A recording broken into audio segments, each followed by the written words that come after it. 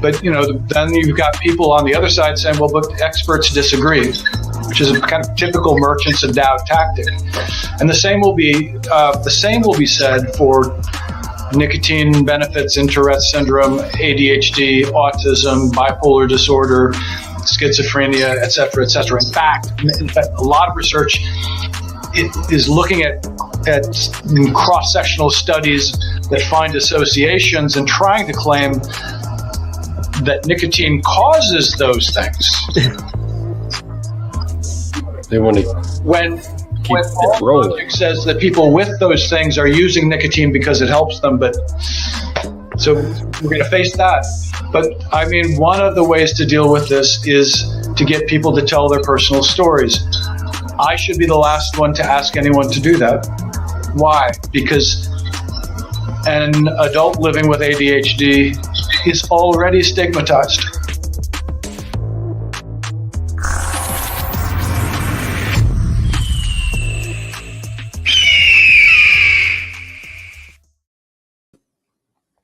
Well, how the hell's everybody doing on this wonderful, wonderful, wonderful Friday night?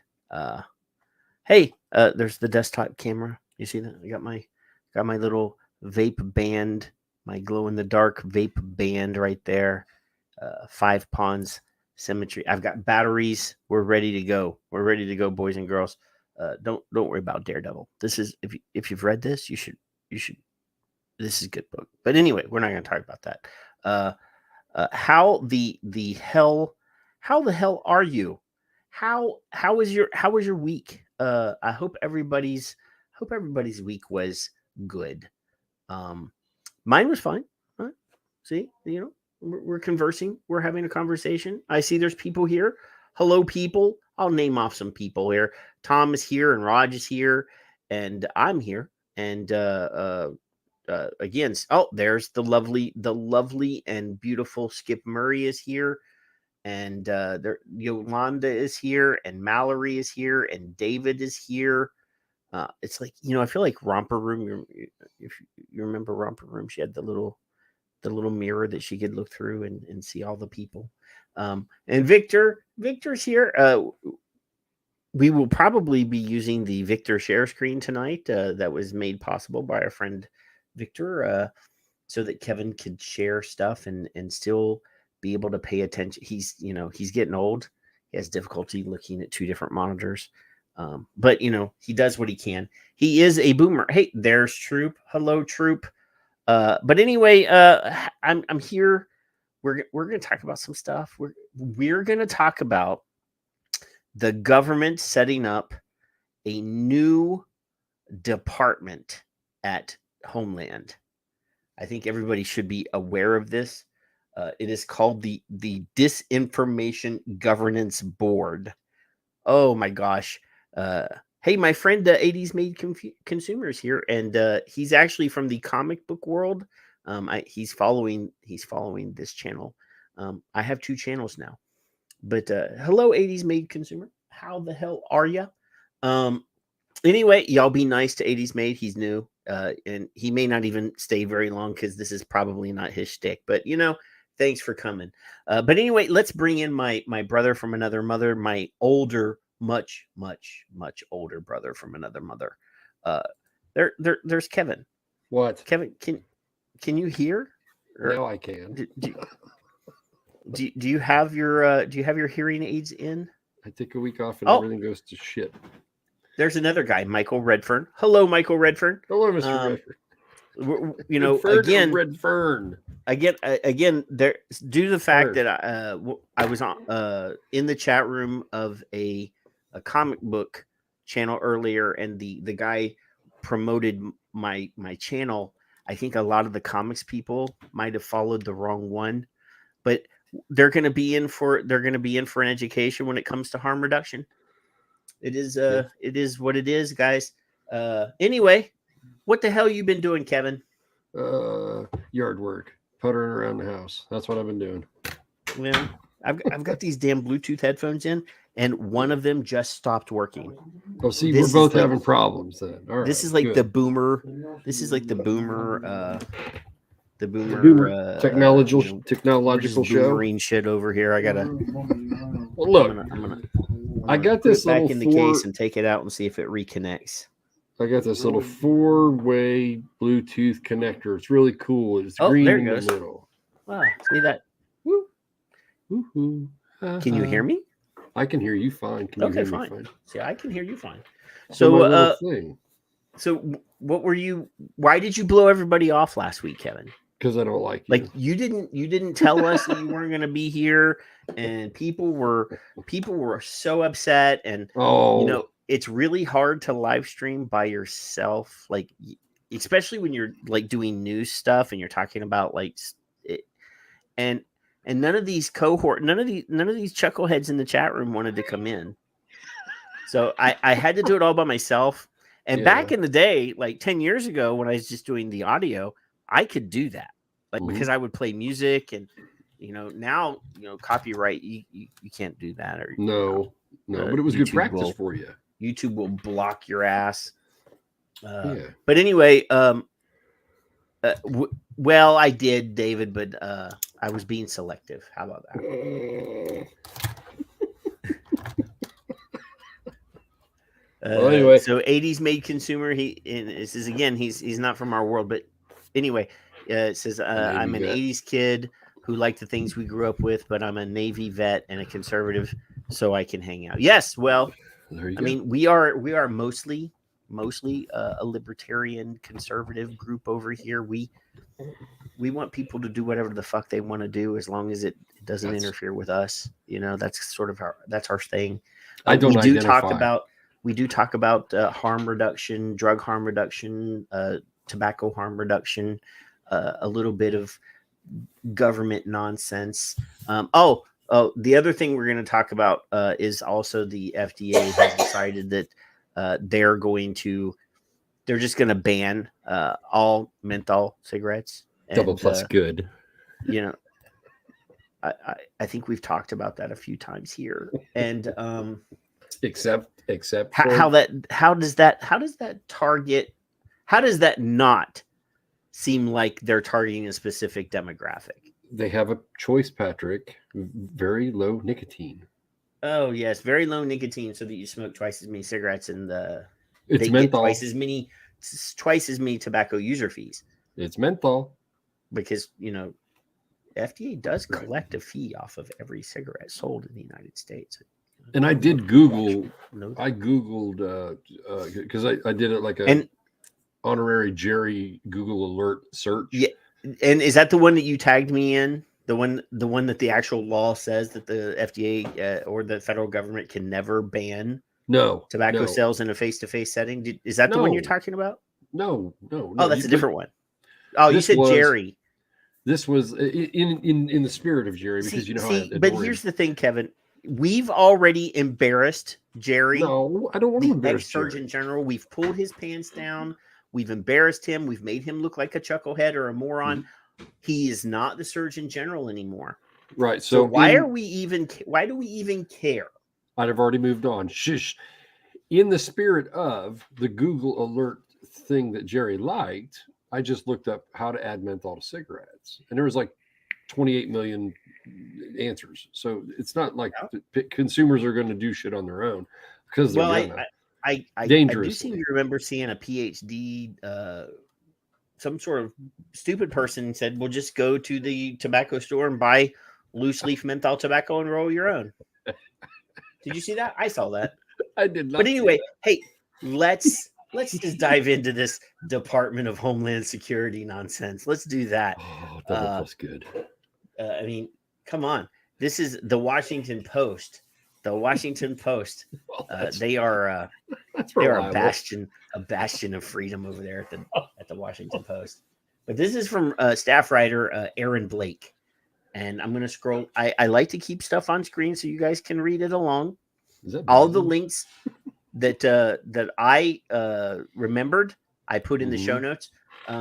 But there's a few that I forgot to put in the show notes, Kevin. So this week when people ask for a link, I can't bitch and moan. I ask him for every single link. I will stab people. Where's my knife? I will go right through the camera at you. I don't like you. They don't like you. It's a consensus. I don't like myself, so it's okay. Who's this idiot on the screen besides us? This is I will read this to you. This is the Homeland Security Secretary Alejandro Mayorkas. Right. And he is at the House Judiciary Committee hearing on Thursday. That is what the little caption on the photograph says right here. Well, Anyway, it says this, the Patriot Act, Kevin, you remember that thing, the Patriot Act, Anyway, pick. Oh, here, let me rub this and make it a little bigger so it's easier for me to read. Well, thank you. My vision is not super great. Because you're old. Not as old as you though. Yeah, you just passed a half century. You're old. That's it. Well, yeah, but you're like a half a century plus 20 old, right? So the Department of Homeland Security's creation of a disinformation governance board has set off a backlash on the right, even as it's not entirely clear what the perhaps unfortunately named board will do. It's going to be the Ministry of Truth. 80s made consumers got it right. Read your 1984, boys and girls. Anyways, Secretary Alejandro Mayorkas mentioned the creation of the board in multiple congressional hearings this week. In one, he linked it to efforts to combat misinformation from human smugglers. In another, he said it would be used to counter Russian cyber and election misinformation. Then there's a quote. He actually has a quote here. It says, "We have just established a mis and disinformation governance board in the Department of Homeland Security to more effectively combat this threat, not only to election security, but to our homeland security." Amid growing anti-censorship fervor on the right, a bevy of Republicans have suggested that the initiative amounts to policing speech. Elon Musk declared it as messed up. Many on the right likened it to the Ministry of Truth from George Orwell's 1984. Double plus good. 80s made consumer must have read this article already. They've also questioned the fitness of the board's executive director, Nina Jankowicz. I'm sorry, guys. I can't read that name. It's Jankowicz. Or Jankowicz. Maybe that Jankowicz. That's what it is. It's one of those Czech names, I bet you. Who has in the past supported Democrats, praised efforts to crack down on coronavirus misinformation on social media, and expressed skepticism about the provenance of Hunter Biden's laptop. We know how that turned out, boys and girls. If you haven't, you should see some of the creepy shit that was on that. And now everybody's refusing to mention it. We might actually lose our channel just for laptop. Rather than police our border, Homeland Security has decided to make policing American speech its top priority, says Josh Hawley, Republican from Missouri. Is it Missouri or Missouri? Where's my people that live in that region? We have friends there, so somebody will say. Senator Rob Portman, he's a Republican from Ohio, offered some more toned down skepticism, citing his own work on combating foreign misinformation. "I do not believe the United States government should turn the tools that we have used to assist our allies counter foreign adversaries onto American people," Portman said. "Our focus should be on bad actors like Russia and China, not our own citizens." Mm-hmm. I really think, this is, in my opinion, I'm just expressing my opinion, boys and girls. In my opinion, this is sort of like their response to Elon Musk possibly purchasing Twitter. This is like Romper Room. Yeah, I mean, really, this is like, fucking room. Well, you did something that we don't like, so we're going to do something that you don't. This is all one-upmanship is all this is. So whether you like Elon Musk or not, he claims that he's a warrior for free speech. Mm-hmm. So he buys Twitter. $44 billion. Is that right? 44 billion? I think that's right. Something. Ain't a fucking joke about something like that. And then immediately this starts getting circulated. They're like, oh, well, he's going to allow people to say shit on Twitter. we better set up a misinformation department. So they're going to start we have already discussed the redefinition of certain words in the English language. Yes, including tobacco. So yes, obviously synthetic nicotine is exactly the same thing as nicotine derived from a plant. I saw a clip, not to discuss it, but the synopsis. Bill Maher said, I don't like that. You already said you said his name. I don't like Bill Maher. All right, so this guy is on some show, and he said, if I'm looking up something from the CDC on Google, it was being suppressed at minimum, and I'm ad-libbing, and I'm this is not verbatim, and those are the people that I'm trying to find out about. This is before this announcement, of course, with the mother of all good double plus evil censoring themselves. That's going to work out really, really well. So anyway, just the mayor guy, I didn't care for either. I just saw a clip the other night and I was like, huh, good. Yeah. All right. But there are a few details on what the board will actually do. DHS hasn't issued many specifics, including whether and how much it might monitor disinformation from our own citizens. So stop. Can I ask you a question? No, but go ahead.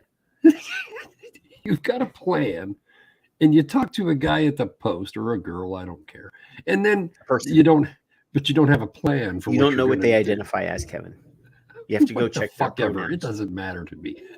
The person that did this said, "What are you doing?" Well, we got a plan. Well, what's the plan? Well, we don't have a plan.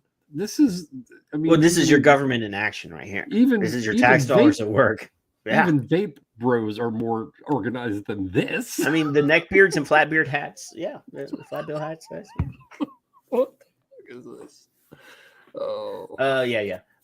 No, I got you. You interrupted me mid-sentence. Okay. I know. DHS hasn't issued many specifics, including whether and how much it might monitor disinformation from our own citizens, and whether what it would do would amount to policing.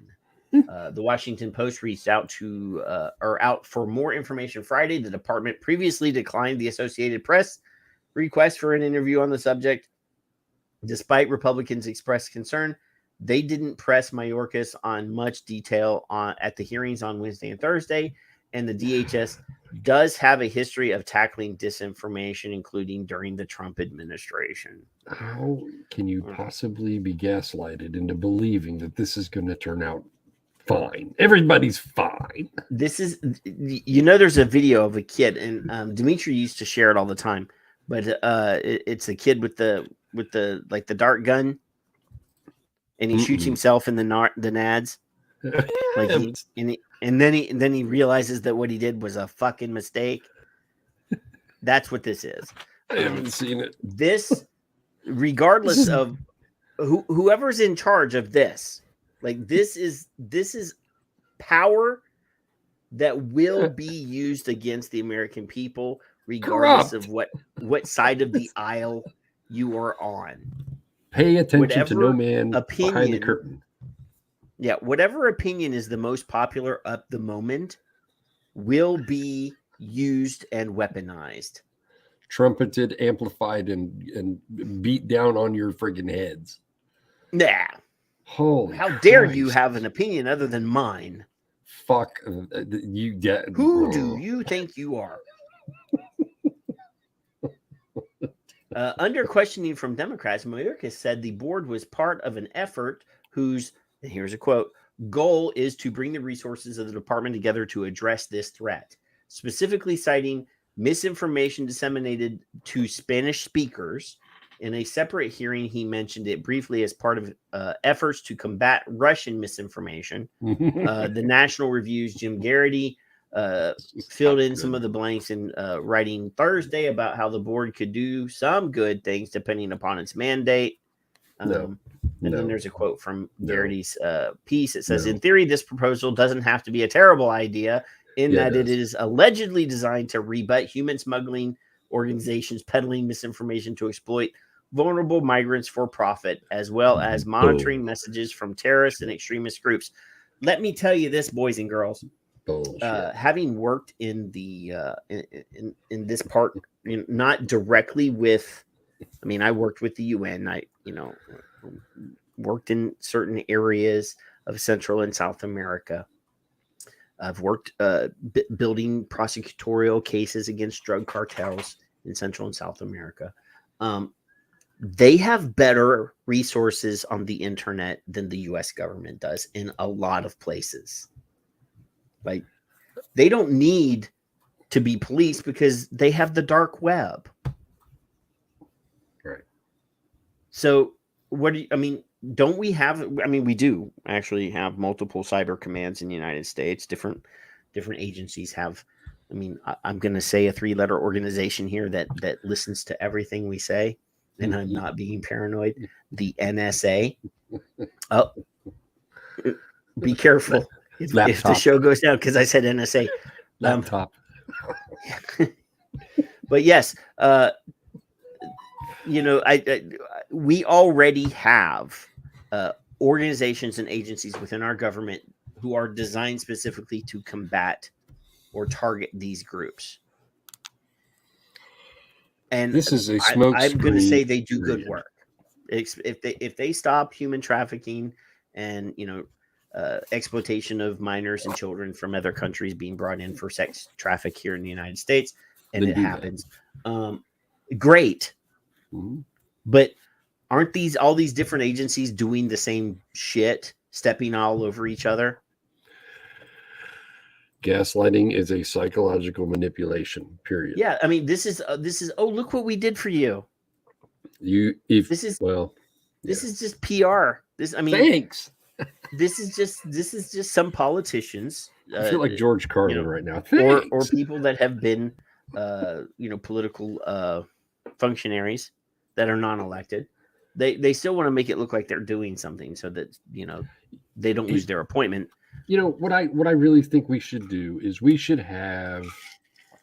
let's have Mallory in charge of our show. As far as Mallory what our message doesn't talk to us anymore. Our message was or might be, and in her opinion, and then she'll just publish that, and we don't need to do a show. Well, we don't need to do a show. I enjoy it. It's how I get all my pent up frustration out on Friday nights. As an old man, I can't go out to the strip clubs, and I could, but I work so hard for my money. Every dollar that I would stick into the G string, I would just be like, yeah, I worked for that. Me too. So yeah. Are we going to go on faith and everybody's going to be okay with this is what I'm wondering. I'm assuming that's going to be the case. See, I actually enticed Mallory to type something. She says, I talk, laugh out loud. I haven't heard. Just wanted to make sure you were still alive here. But Gary argued, along with others on the right, that Jankowicz's inclusion in the effort was a red flag. Jankowicz. In this week's hearing, Republicans didn't dwell upon what the effort would entail, apart from Jim Jordan, who likes to hear himself speak a lot, in a pair of very brief exchanges attacking both the concept and Jankowicz's goal. Jordan pressed Mayorkas on alleged misinformation from health officials like Tony Fauci, and those who doubted the provenance of, again, the laptop. He asked whether the board would look into those things. Mayorkas indicated its mandate was narrower than that, focusing on threats to the homeland. And if you don't remember, Jordan was the guy who repeatedly last week or 2 weeks ago in a hearing, a congressional hearing, hammered the FBI about where is the laptop? Have you looked at the laptop? Why aren't you looking at the laptop? So, Congressman, the Disinformation Board addresses disinformation that imperils the safety and the security of our homeland, Mayorkas said. And one of the primary areas that we are focused on is the dissemination of disinformation and its connectivity to the violence. So here's the thing. Could we not get them, the disinformation board, to scour the internet through all of the public health cadres and public organizations, the public health in name only, or the for-profit health organizations, because they're all registered as non-profit, but they are all for-profit. Non-profit political front groups. Look, there's another old bald dude from Florida in the chat room. Nick Orlando has made it. Hi, Nick. He's an ex-LEO though, so we better be nice to him. He might know some people. He might. Yeah. I bet he's got a laptop. So if we have a disinformation board, could we go against? Could we point that in the direction of all the people that are anti-safe injection sites, that are anti-safe supply? No. Could we actually turn him on your friend Jerry, who disinformed or misinformed the people of the United States multiple times, who's responsible for partially responsible for one of the biggest AIDS outbreaks in the United States in the last 20 years? I can't trust him to tie his own fucking shoe. Well, who? Jerry. No, well, Jerry's a chucklehead, but I don't want to call him that because I call us that. Well, can we come up with another? I've got others, but it's a family show. Did you see Jeffrey Zamora just showed up? Our wonderful friend Jeffrey. Hey, we should hijack, because Inco is doing like a harm reduction / human rights discussion this weekend about picking out the best harm reduction and human rights songs. Mm-hmm. We should just hijack that and do it now so that people won't watch them. The problem with that is I don't want to get the channel struck by playing music. No, because that will fucking happen. I don't think that their show is being broadcast, though. I think they're just doing a hangout, like a Zoom thing. I'm not sure. Anyway, let's see. In one tweet during the 2020 presidential debate, she summarized Donald Trump's argument by saying, "Back on the laptop from hell." Apparently, Biden notes 50 former NatSec officials and five former CIA heads that believe the laptop is a Russian influence op.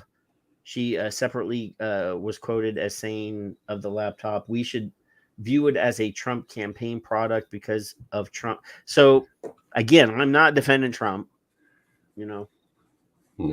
Not doing it. But he's such an ass. He's such an ass that whatever he said was going to be used against him. What is the point of continuing to say the right about the laptop if this is a disinformation? I mean, tell me what this is about, not what you want it to be about. Well, they claimed that they never believed it was true because obviously since Trump brought it up, it had to be false. Right. Now that they fucking opened the laptop and they started looking and started leaking some of the shit that's on the fucking laptop. Thank God I wasn't on there. Oh dear. Well, the photographs from I'm hiding on Epstein Island. They didn't see me. If I get suicided, if I die in the next couple of days because I said something about Epstein's Island, this is the very definition of gaslighting. This is so the very definition. This whole article. I'm not going to read the rest of this, but here, this is the chick. And who is this crazy woman? Nina Jankowicz. Here's my official portrait to grab your attention. Now that I've got it, a huge focus on our work, and indeed one of the many key reasons the board was established is to maintain the department's commitment to protecting free speech, privacy, civil rights, and civil liberties. So, how can you possibly have an agency whose entire mission is to control the passage of information as a free speech. How can no, you're not protecting free speech. Free speech means anything that you do to reduce the ability of me to say things is censorship, not free speech. That's censorship. Fucking regardless, I can go on the internet. It is my right to go on the internet and say whatever the hell I want to say. That's correct. And if it's false, then I will also have to face the consequences of saying those false things. Correct. Trolls / whatever. Yeah. I don't tell lies. Anyway, I back everything up. The word established and maintain bother me because we set this up to maintain. You don't maintain free speech. It does what it does. That's what it is. What is that? The First Amendment? Is it the first? What? It protects... The free speech one is the first, sir. I don't understand the ability of me to have every firearm that I want within reach. That's the number 2. That's the second. All I know is the second one protects all of the other ones. Your ability to say something that pisses me off, or I disagree with, or maybe I agree with it, is the definition of free speech. That's what that is. That is that is the First Amendment, sir. The freedom of the press has been twisted into an anal knot, if you will. So, well, again, the mainstream press is not has free the speech. Freedom to say whatever they want to say, but it's not free without speech. Without we have caught mm-hmm. public media, not public media, mass media. Mm-hmm. In so many lies, just in our space, just in the tobacco harm reduction, drug policy, harm reduction space. Yeah, and they're hiding. It is asinine. That we've embarrassed public officials. We've publicly drugged them into the light and said, "We caught you in a lie, motherfucker." It doesn't matter because it doesn't get covered. Nobody cares. Now, Speaking of coverage, though, so last week, Kevin, I literally did an entire show talking about kids getting caught with THC pens, with vape pens, an entire show with articles and pieces from all over the country. Mm-hmm. That's all the show was. There were so many stories just last week. Every media search that I was boom, here's more kids found with THC pens, more kids, fentanyl, I'm like, Mike, okay, fine. Why? Again, we don't ask, why are these kids seeking out these experiences? No. There's no How reason dare to do we? How dare we try to find the source of the problem? Isn't questioning the problem also a form of free speech? No, you're not allowed to question. Oh, okay. I wasn't sure. I'm sorry. I apologize. No, you must agree with them. Double plus good. Okay. Yes, bastard. A bastard in the chat room says, "Oddly, it was a fast show." It's because my cohort just didn't show up. 5 minutes before we were going live. Oh, I'm not going to be there. It wasn't 5 minutes. It was 5 minutes. Oh my God! Don't make me go look at the fucking email. Don't censor me, bruh. I will gatekeep you, man. Gatekeep my ass. I'm going to gatekeep Victor's you. in the room. I already said hello to Victor. Right. See, I'm very nice. I'm the only person I haven't said hello to was Mike. Well, then what I think is you should just make sure before you do that it's really him. It is definitely verify Mike. That it's okay. All right. Trust but verify. Always. It could be Nick in disguise. You don't know. Speaking of truth, though, Kevin, here's one for you. Fucking what is this? Young people join the Truth Initiative to demand action on youth vaping nicotine as a mental health issue. So I started the show off with Dr. Charles Gardner when he was on our show. I honestly, you should talked play it about again. specifically. I could play that video clip again. If you can clip that, if it's clipped on its own, yeah. Listen to what Dr. Gardner says. Do you not believe that I have the power, Kevin? I think it's disinformation. Do you actually believe that I don't have the power? Oh my God! I'm waiting for the little spinny wheel. The little spinny wheel. Add your sound. You actually think that I don't listen to Dr. Gardner on this show? Oh my God! Oh, you know what? I do have it. I do have it. But you know what? I could just play I just could play the stinger. It's only 2 minutes. Can you? Yeah. It's only 2 minutes. Just mute me. You're gonna be muted. Oh, good. Yeah, I will. Folks, I will mute you. I'm going to use Mike's voice for a second, folks. You really need to listen to this. This is. He's got more of a husk. You got to do it with more of a husk. I can't even come close. Yeah. So the sexual chocolate of Mike's voice. But anyway, here's Dr. Charles Gardner again.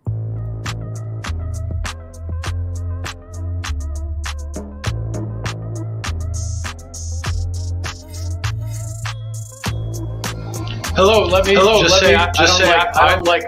That's not the right Dr. Charles Gardner. That's the one where he says the mean thing, where he says he doesn't like us. This is the right one.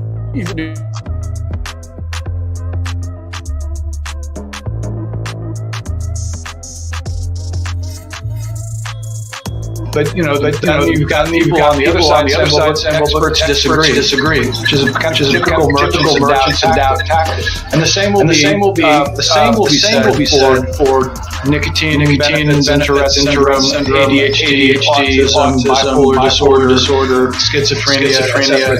In fact, a lot of research is looking at cross-sectional studies that find associations and trying to claim that nicotine causes those things. They want to. When says that people with those things are using nicotine because it helps them, but so we're going to face that. But I mean, one of the ways to deal with this is to get people to tell their personal stories. I should be the last one to ask anyone to do that. Why? Because an adult living with ADHD is already stigmatized.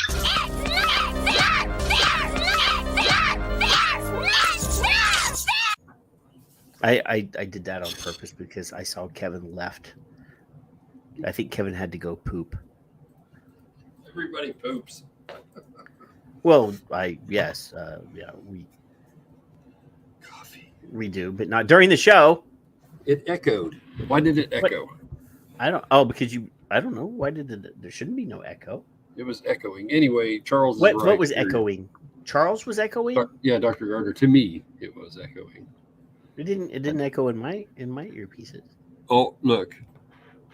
There's Jeffrey saying echo. Haha. Well, I see Bastard said that too, but severe echo. Patrick. Yeah, it was weird. Anyway. Do you have your speakers turned off, Kevin? Yeah, just these. Me too. Yeah, interesting. Are we echoing now? No, not to me.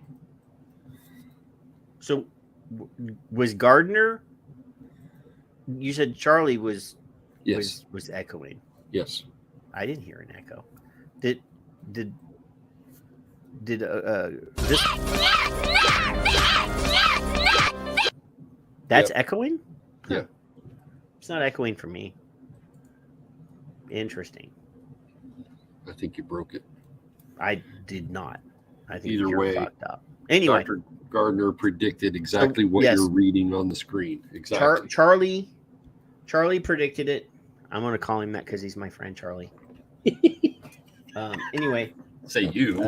He said that they were performing studies that were looking at associations, and we're going to, people use substances, whether that's to escape their situation, whether that, we don't judge people here. People smoke pot, people do coke, people do meth. Half the medications that they give to kids that are neurodiverse are meth derivatives. If you think that, there's an entire list of ADHD, of all medicines for all of these problems, they're all meth derivatives. But anyway, young people joined the Truth Initiative to demand action on youth vaping nicotine as a mental health issue. Oh, I did mention, right, that all the stories last week, they had pictures. A good half of the pictures were full of THC vaping pens. Did you notice that? I'm just, I do call them as I see them, but they never mention. I shouldn't say they never.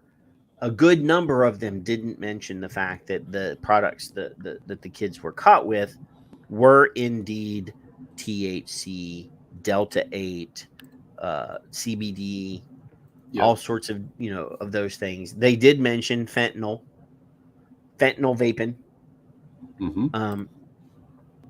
Yeah. So anyway, this is a press release. You see up here where it says PR Newswire, Session, PR Newswire.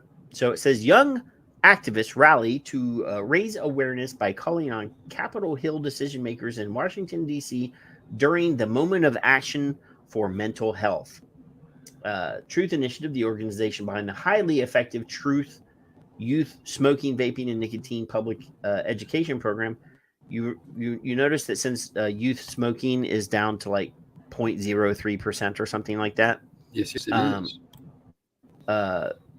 That they had to add this to their mission statement now.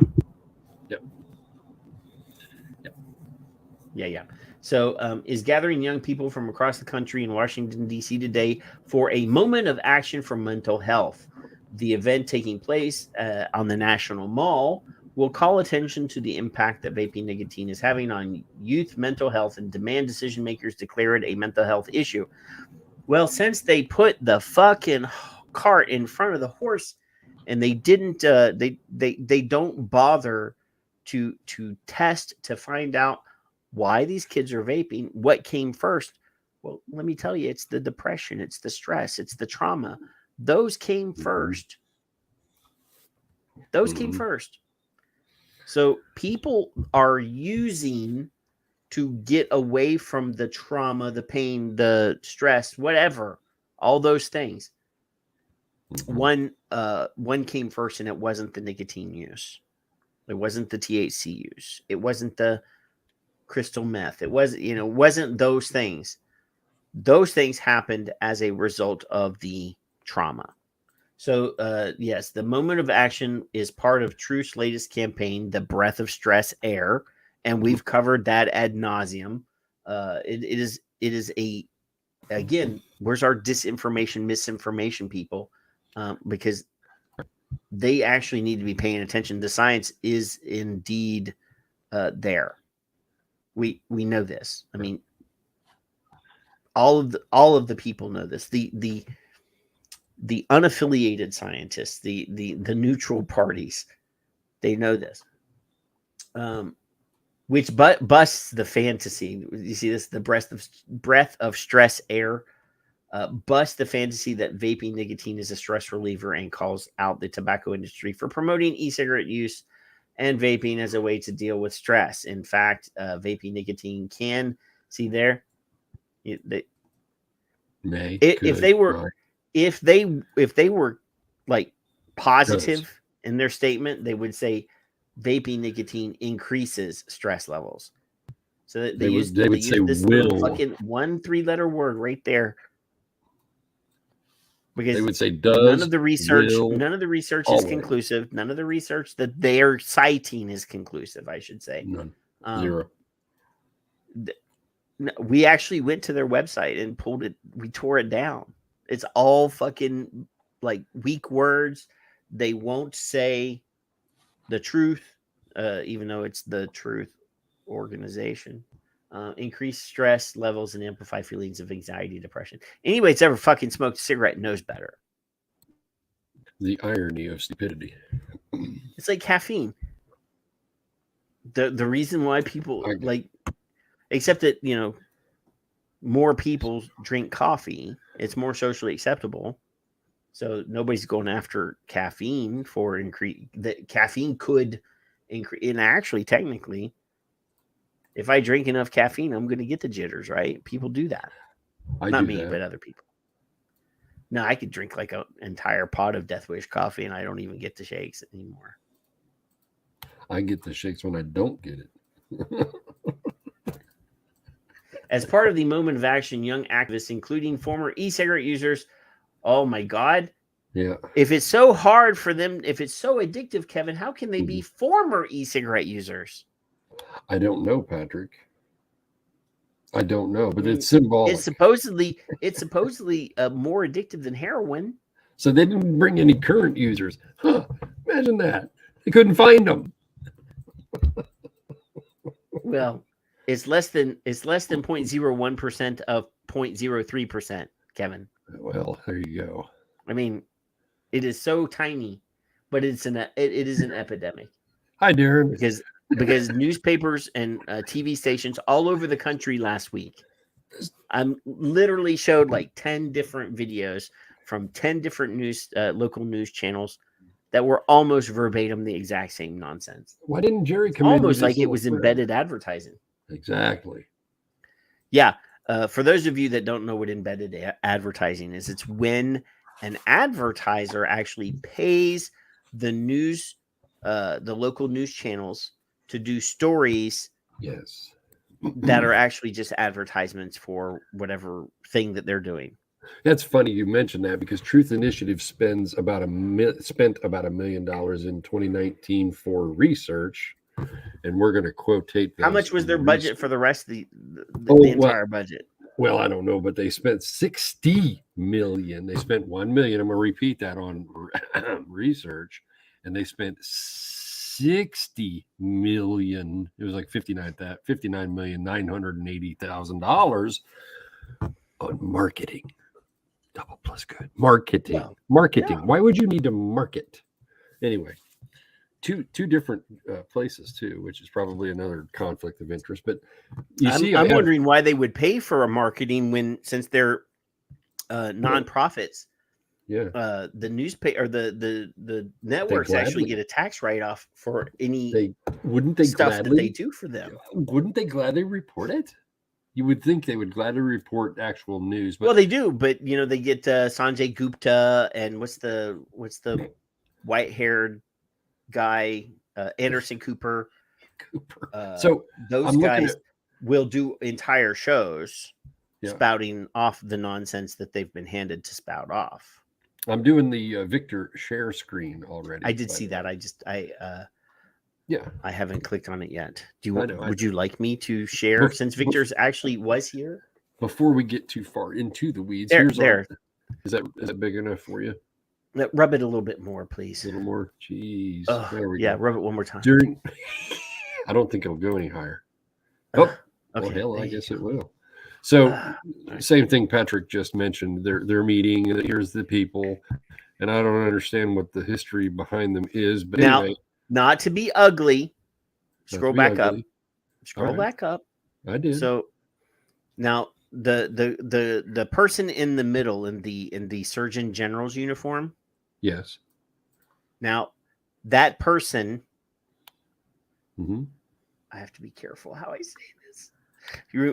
That person's name is Rachel, and he right used to be the head of the Pennsylvania Department of Public Health. Mm-hmm. We played a video from him, her, it. Yeah, Dr. Rachel Levine, Secretary of Health. Yeah, not director. Years ago, we played a video from him, her, it. Assistant Secretary of Health. So yeah, basically, this tweet is the same thing we just heard. Yes. She's standing on. She is alongside us in our efforts. And remember, this is illegal for children, by the way, folks. In case you didn't. Sorry, yes, national. So, it's already illegal. But remember, this is here's reduced youth vaping that sits at the intersection of mental and physical health. So now it went from mental to mental and physical. And for instance, because I like to look and find shit. So did you find stuff with this study, which I don't know the date, I don't recall the date, November 21. This was in November, just a couple months ago. Yeah, just before or just after the depression stick started, if I recall. Yeah. I don't remember their start date, but I'll go straight to this. It highlights that symptoms predicted more rapid e-cigarette progression in adolescence. What does that tell you? That means that when they're sad, that they go for something that makes them less sad. Yes. It was not associated with an escalation in depression symptoms. What's that tell you? That it does not make it worse.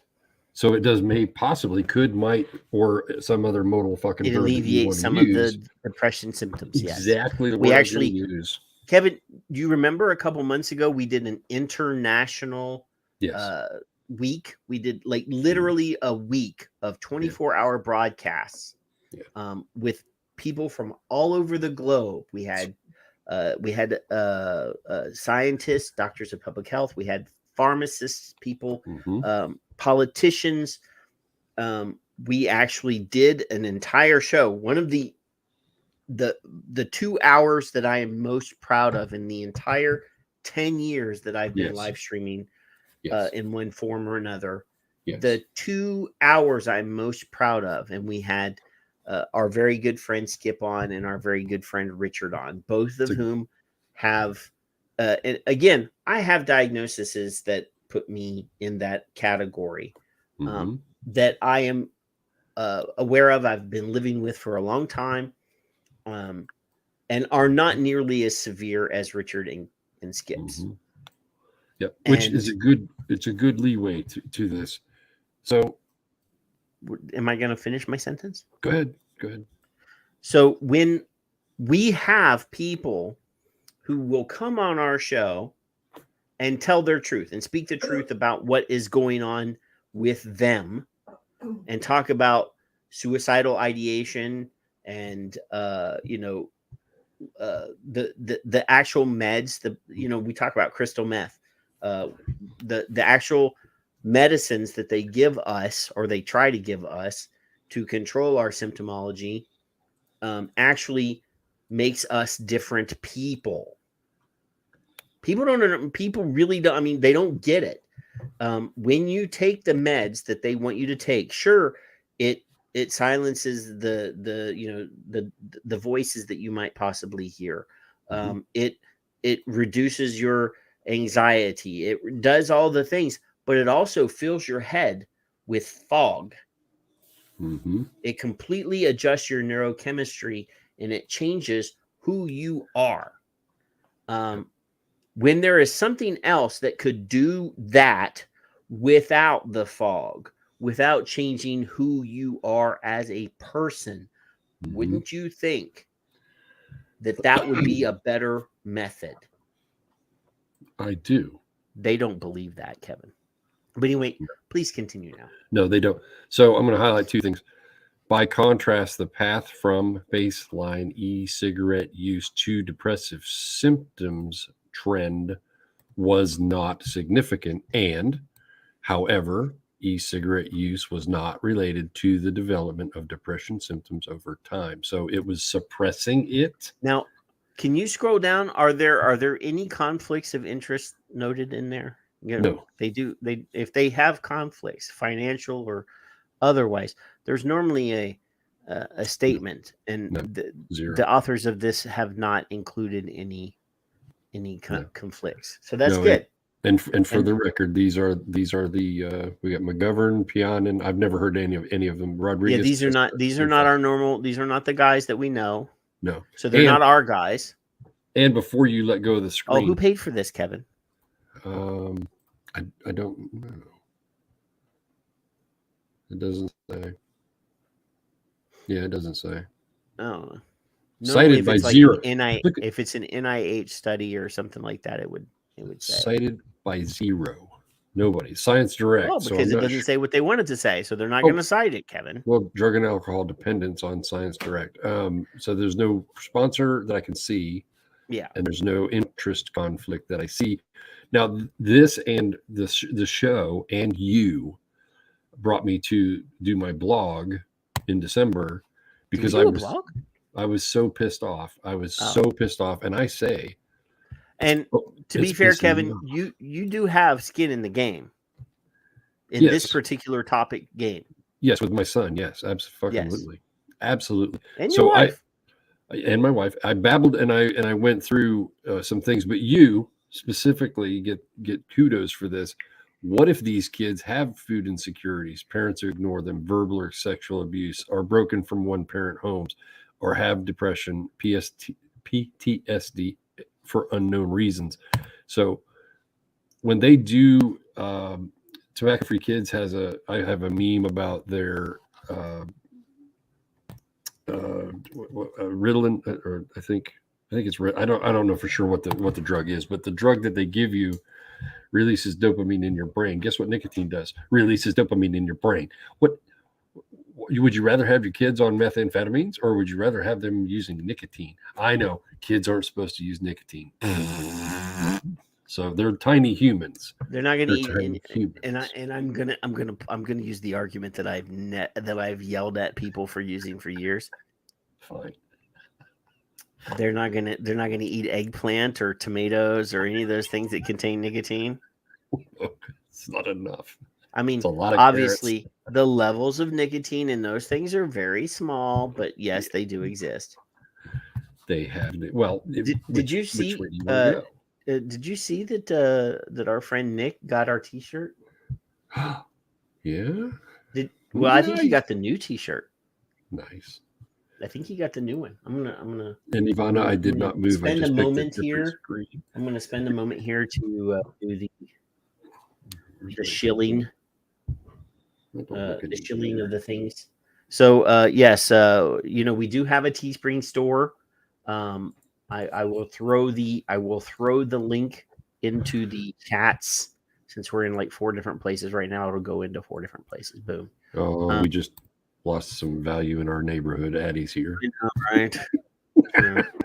So anyway, here's the Teespring store. We've got the nicotine enhanced brain t-shirts. That's the original. I never took it down. If people want to buy that design, there's two versions of that. There's the Scallywag shirt. There's the Walk the Plank shirt. The Nicotine Nerd. I actually love the Nicotine Nerd shirt, actually, to tell you the truth, Kevin. Yeah, Nicotine Nerd. That one. There's the Fight the Mind Control Menace t-shirt. Double plus good. I like that one. And then last week I added this, Kevin. I showed it to you, but you weren't on the show. Yeah. This is the your arms. Yeah. Your arms are too short to box with God. I wanted to add, because I didn't even order this T-shirt yet. I need to order this shirt. But I think Nick already got it. Yes, you can, Skip. That's what I've heard. Yeah, I think Nick, or not Nick. I think that Skip would be a great addition to the. And it's not the Department of Justice; it's the Department of Homeland. It's Homeland. It's Homeland, yeah. Oh my God, that's even worse. Like the Patriot Act has worked out well so far. Yeah. And not only that, but I did add the premium tank top to this design because it is summertime and people might want to show off their guns. Patrick, we're old. We do not need to be wearing tank tops. Not me. Not me. No. We might have some younger, more fit people. We do. Surely we do. And then it would look good on a fishing boat.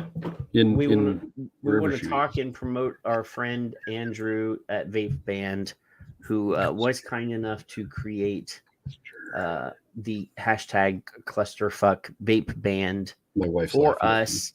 And they're so fucking cheap. They're $1.99 for a pair. Janice said I'm weird. You are weird. I would never argue with your wife. And the wristband, the Son of Liberty Radio, Yes. hoist the black flag. I don't know if I can get that one wristband. in there. Yeah. There we go. Look at that. Look at this. Look at that. Hey, where's Paul? Paul texted me. See, now I could just do this, Kevin. Some kind of TikTok thingy. Here's the He's hoist doing the black flag. TikTok thingy. Jennifer hasn't been in the room in a while. Liana hasn't been in the room. I talked to Leanna yesterday. Paul. And Paul for a few minutes. See, Skip, even you struggle. What is that sound you're making? Wait, her and I go back and forth on that be kind thing. Oh, I'm trying extremely. She knows. I know she knows that I'm struggling with that a lot.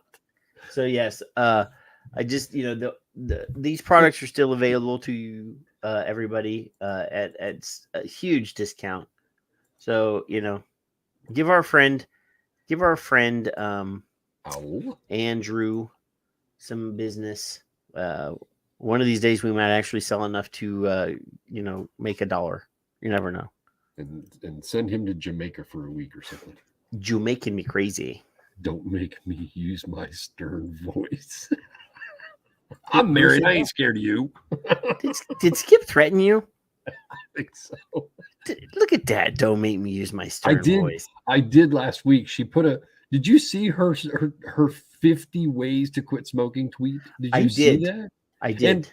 And I found a way to use that without being a complete asshole. And that's hard to believe. And still being snarky at the same time. I was so proud of myself. I messaged her because I was laughing as I. It's sort of like part of your personality. It's an oxymoron. I know. Yeah. Yeah.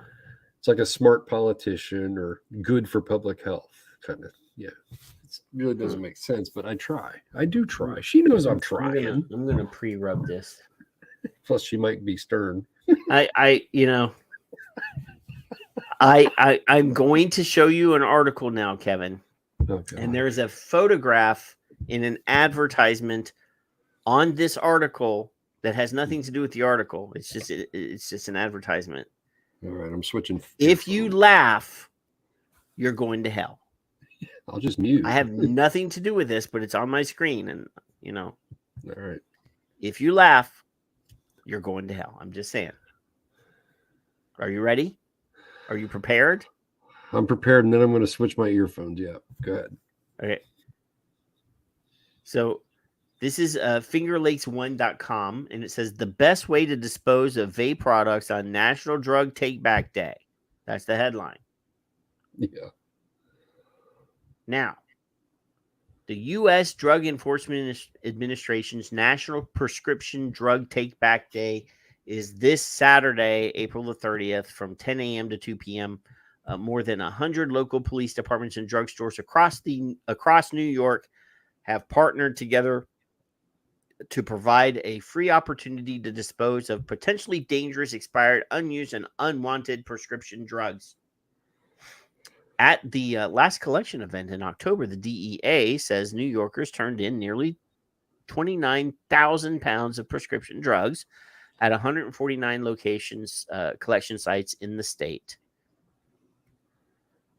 Do not look the Siamese twins in the eye, Kevin. No. Don't laugh. Is that what I'm supposed to not laugh at? Yes, I was expecting you to key on that immediately right there. No, I've seen that before. Now, if you sleep with conjoined twins, which one are you actually sleeping with? You're just trying to make me laugh. Who do you think you're talking to? I gotta switch ears. I mean, the pretty one or the not so pretty one? I'm just wondering, Kevin. So anyway, this year we have partnered with Senator John Mannion and the Manlius Police Department to invite local residents to drop off old medications and check out free materials from our Poison Center on Saturday at the Manlius Police Department's permanent drop-off location at 1 Archie Albanese Avenue from 10 a.m. to 2 p.m. During this year's event, the upstate... What look at this. Look, there it is. They really want you to see those conjoined twins, Kevin. I can hear you now. Stop it. Why? I have not been. I swear to God, if I showed my Pornhub list, it would not have Siamese twins. We have a set of twins. The algorithm really wants us to see that tonight. I'm just saying. Dayton, Ohio. They were on that home build, whatever the fuck it was, a few years ago. They'd come in and build a bunch of houses. Yeah, that's Habitat for Humanity. That's Jimmy Carter's.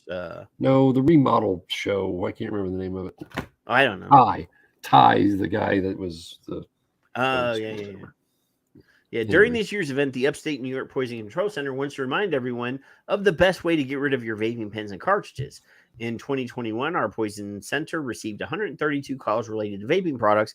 In the first 4 months of this year alone, we have received 176 calls. That's because of the fear-mongering and the nonsense that has been spread that is causing people to be afraid of something that they really don't need to be afraid of. Hand sanitizer's higher, period. Toothpaste, the actual number of calls nationally for toothpaste every year is astronomical. It is crazy. I'm afraid, people calling because they swallowed toothpaste. Right. If we're just going to go on banning products based on the number of calls.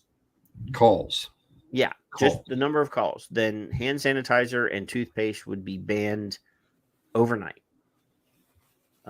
Not to forget the number of glass products that get inserted into different orifices in the human body that also leave your personal life out of this.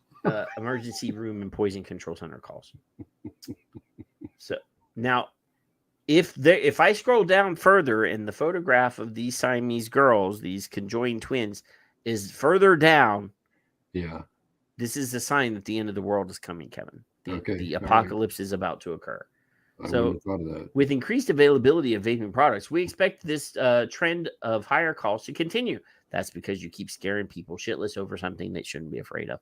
Clinical director of the Upstate New York Poison Center, we have already seen the devastating effects of some vaping products on the lungs and used vaping products getting into the hands of little kids. Little kids should not be. As a parent, it is your responsibility to keep things away from your children. Yes. If for example, Kevin. If your child were to be abducted by bad people, that's something that we should be concerned about. That is something that we need to be worried about. If your kid gets into the garbage and takes out something that you throw away, that's something to be concerned about. If Logan, if he's not I can't even, I don't even know how to explain how supervised my grandson is in my home. He does not go out of someone's sight, period. There's 0 times at 3 that he's not paying attention to one of us, and we're not paying attention to him. If, for example, I don't have children, but if I had kids in this house and they came into the room that I'm in, right in my house, this is my if I space, brought Logan to you, and Logan were to get access to my 100 milligram nicotine that I'm showing you that I bought online. Still, this is 2 liters of 100 milligram per milliliter nicotine. Now, if a child were to open this cap and take a swig of this, it would be very harmful to them. That is correct. Now, if my child were to come in here and do this, it would be my fault, right? Yes. Yes. So would I turn around? Literally your fault. It would actually be my fault. I will not deny that. But these actually have child safety caps on them. But it would be my fault. It wouldn't be an entire industry's fault. It wouldn't be the bottler's fault. It wouldn't be your neighbors. It would not be the company that I will not name. It wouldn't be Its Karen's name is right on the label of the bottle. It's not their fault. Karen's on the It's not board Jules' page. fault. Nope. It's Nope. not the vape shop over there down the road's fault. Nope. It would be my fault. I appreciate you being able to take personal responsibility. I am a grown-up adult person. That's so rare. I know, right? And so unfounded. Yeah. Did you see that Andrew, after we talked about the vape bans, did you see, like, we spoke his name and he appeared? I know. I said Tic Tac. No, that's Paul. Paul's in Australia. He's I think he doesn't like us anymore for some reason. I don't know. Maybe it's you, because he did private message me yesterday. Is it me? It is. I think it's quite possibly you.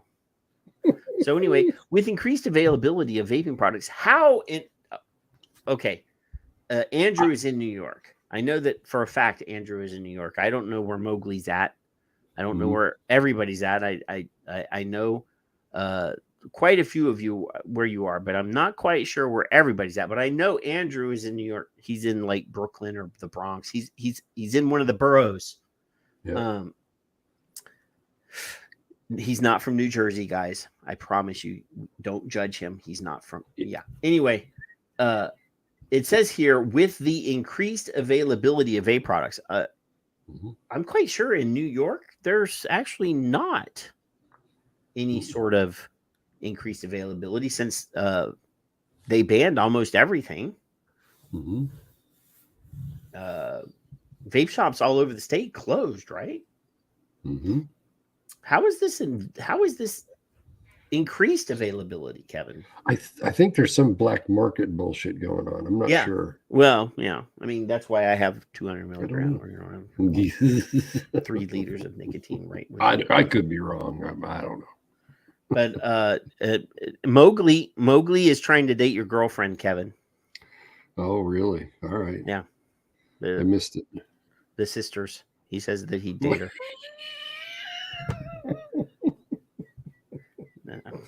Okay, I see it. Just saying. Yeah. With the increased availability of vape products, we expect this trend of higher calls to continue. We've already seen the devastating effects of some vaping products on the lungs, illicit black market THC vaping products that contain vitamin E acetate. They don't want to say that because that completely changes their fucking story. Again, safe supply, boys and girls. If we didn't, yes, it is Mowgli. I'm not denying that my favorite president made a mistake. Yes, it is Nancy Reagan's fault. I am of that generation.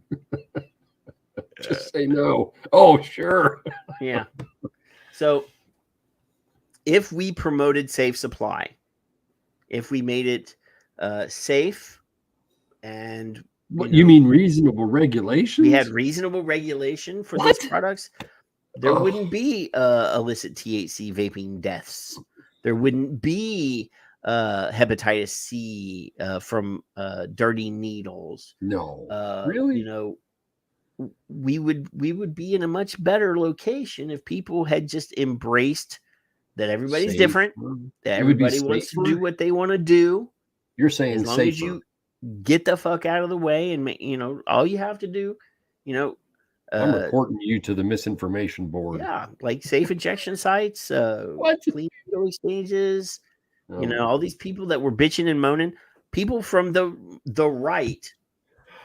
This is like literally the one positive thing I can say that's occurred since Biden was president is the promotion of those smoking kits. Yeah. Now people are going to be bitching and moaning because having a clean needle or a clean piece of glassware so that, these crackheads can smoke their crack. How dare we make sure that they don't die from some disease that we could stop them from dying, That's the problem because it's not in my backyard and I don't want to deal with it and I don't like it. So I don't want you to have a safer opportunity. Where's that guy? Not on my watch is what that guy said. My cunt. Not on my watch. Yeah. Not on my watch. Yeah. There's no Aussies in the room to get that joke. Yeah. I think all the Aussies ran away. All The I know Bogans. is if my kids are going to do something and they fall into that world, that I would want them to be as safe as possible doing it. Period. So the one product that they're promoting, Kevin, the one product that FDA is actually approving are the one nicotine vaping product that FDA has approved, or that one. There's more than one product now, but one product category are the closed, non-refillable, closed system vaping products. And we're going to talk about Enjoy. Got their approval this week, Kevin. Did you see that? They got their market orders. Yes, sir. But they can't take those because they have a lithium-ion battery in them. So they don't have any way of like environmentally try Bunt. No, I said his name, Mike Hunt. Mm-hmm. See, you have it. Should be disposed through county hazardous waste collections, and that is true. Lowe's also takes them. I think Home Depot also takes them. Office Max, all those places that have lithium-ion battery recycling containers can take more than likely. If you can take a cell phone or laptop battery to something, they will also take those. They may not take them in bulk. Looking at you, Skip, but they will take them. Like Lowe's here. What are you saying about Skip's bulk? That's not very nice, Kevin.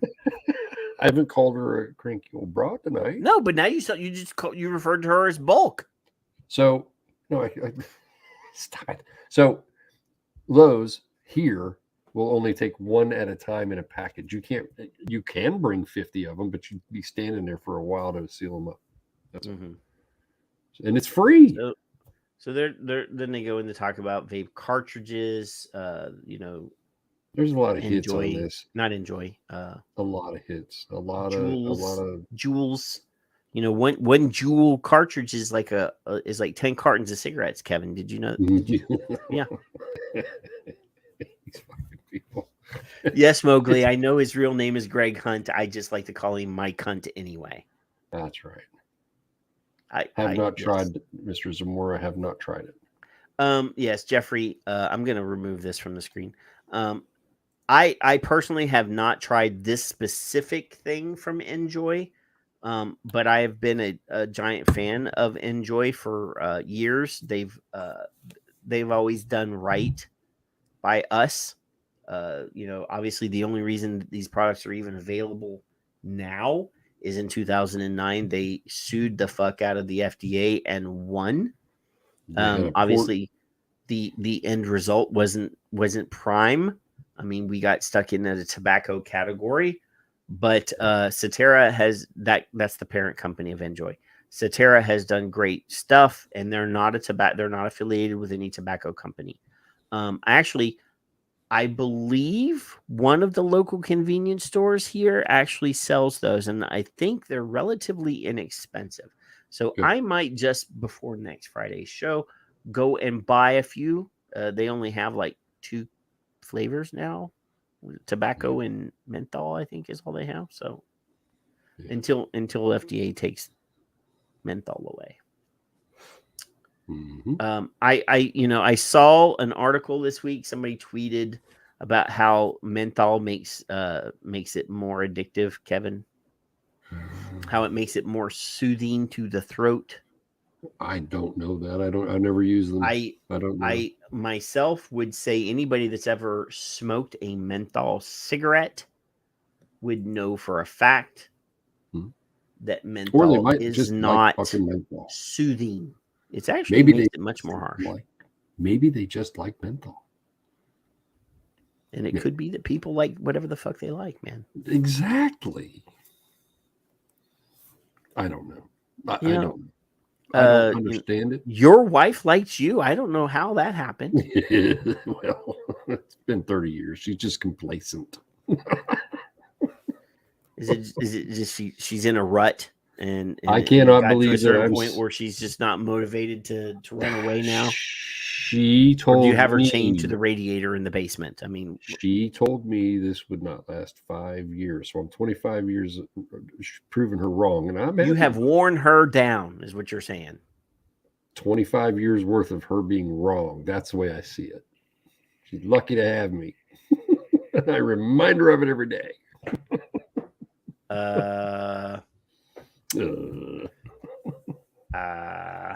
I ain't scared of her either. So I have not read this piece, Kevin. We're going to read this piece together. Oh, good. Fresh. This is clean, from right? Reuters. This is from Reuters. Yeah. Who plays the piano so nice? I don't play the piano. That's where's it at? There it is. Oh, yeah. It's not my piano. It's a piano on the picture. Did you steal that? It's a background. I didn't. It's got this little bit of bullshit story going on right here.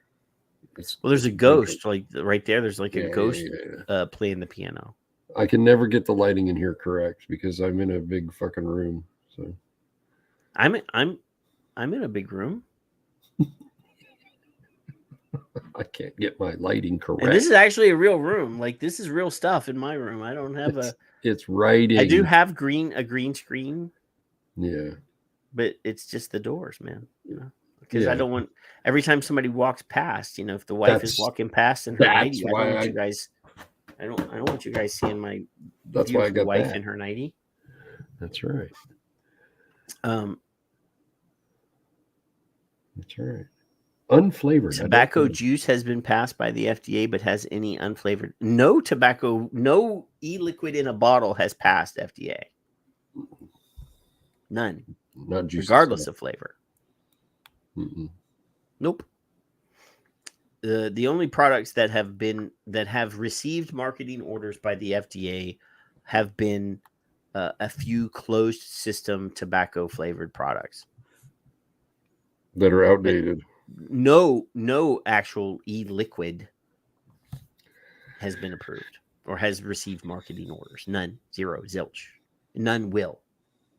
And no innovation. Nope. None. None will. Well, it's got to be nothing before in a 2007. I've been saying right? that since not since 2007, Kevin. What? We've been saying it since 2014 when the actual language came out. No. When they released the first ANPRM.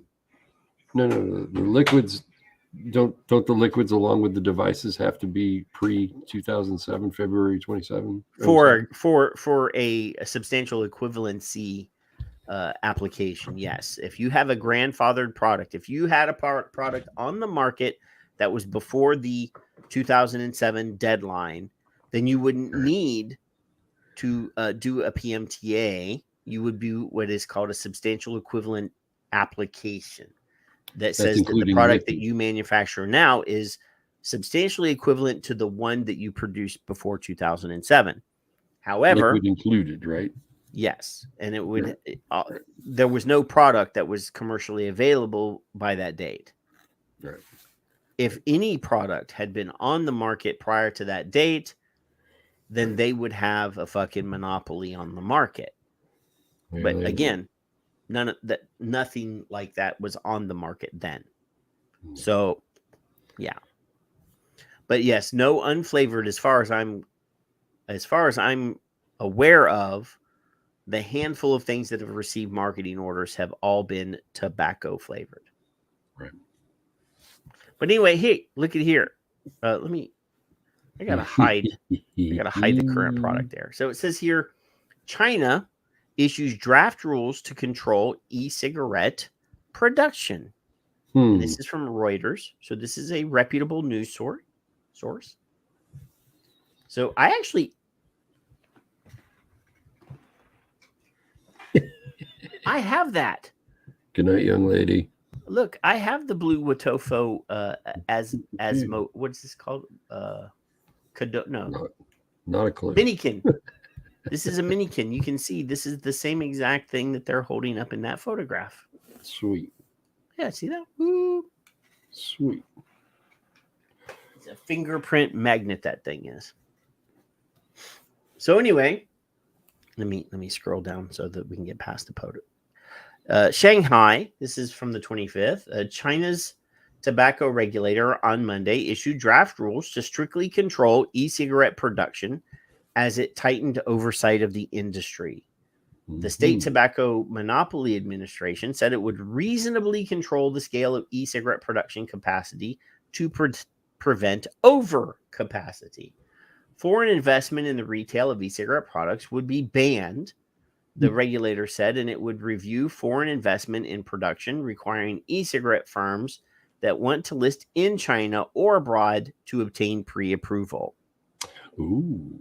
So China has in recent months been tightening its scrutiny of e-cigarettes, and last year amended its tobacco monopoly law to include such products. Since then, it has ruled that e-cigarette companies may only sell their products through authorized channels and barred vendors from selling e-cigarette flavors other than tobacco. Earlier this month, it unveiled technical standards for such e-cigarettes as well. A number of Chinese companies manufacturing and selling nicotine salt-based e-cigarettes for the domestic market emerged in 2018, following the success of similar products overseas. The largest of them, Relics, which has went public. It is on the New York Stock Exchange. China's cigarette industry operates under state-run monopoly, directly controlled by the tobacco regulator, which dictates pricing and distribution for brands and generates tax income for the government. So that's it. They didn't. But so far, this is regulating within China. But if you want to sell outside of China, you still have to register. So even flavors within China. Yeah. So it's as if they know. They'll sell whatever. I mean, as far as I'm aware of, China will manufacture and sell anything you want outside of China. Yep. So and thank you, Addie, for what you're been manufacturing shit that would never be sold within China. They still make it and sell it to people outside of China. Yep. Thank you, Addie, for what you're doing with your links. Our cell phones that are open that you can put Facebook on and stuff like that. China's not allowed to have those. Yep. So crazy, ain't it? Crazy. I'm crazy. Feeling lonely. Oh, that concludes the singing portion of our show this evening. Thank you. Addie's adding links, so I wanted to make sure that we thank you, Addie. See, Addie is a responsible person. Because speaking of, since he put Inco in there, let me go over here to Twitter. I got to go to the tweeters. Them darn Inco people. Inco. You know what's really funny though is one of my favorite comic book artists. He's actually the inker on this comic book here. His name is Arthur. Art Adams is actually the penciler, but Art T. Bear is what they call the inker. He actually has his own company, and his mascot for his company is a little ink pot, and it's called Inco. What was I going? Oh yeah, I was going over here to find Jeffrey Zamora real quick. I gotta go find the Jeffrey Zamora tweets. Jeffrey.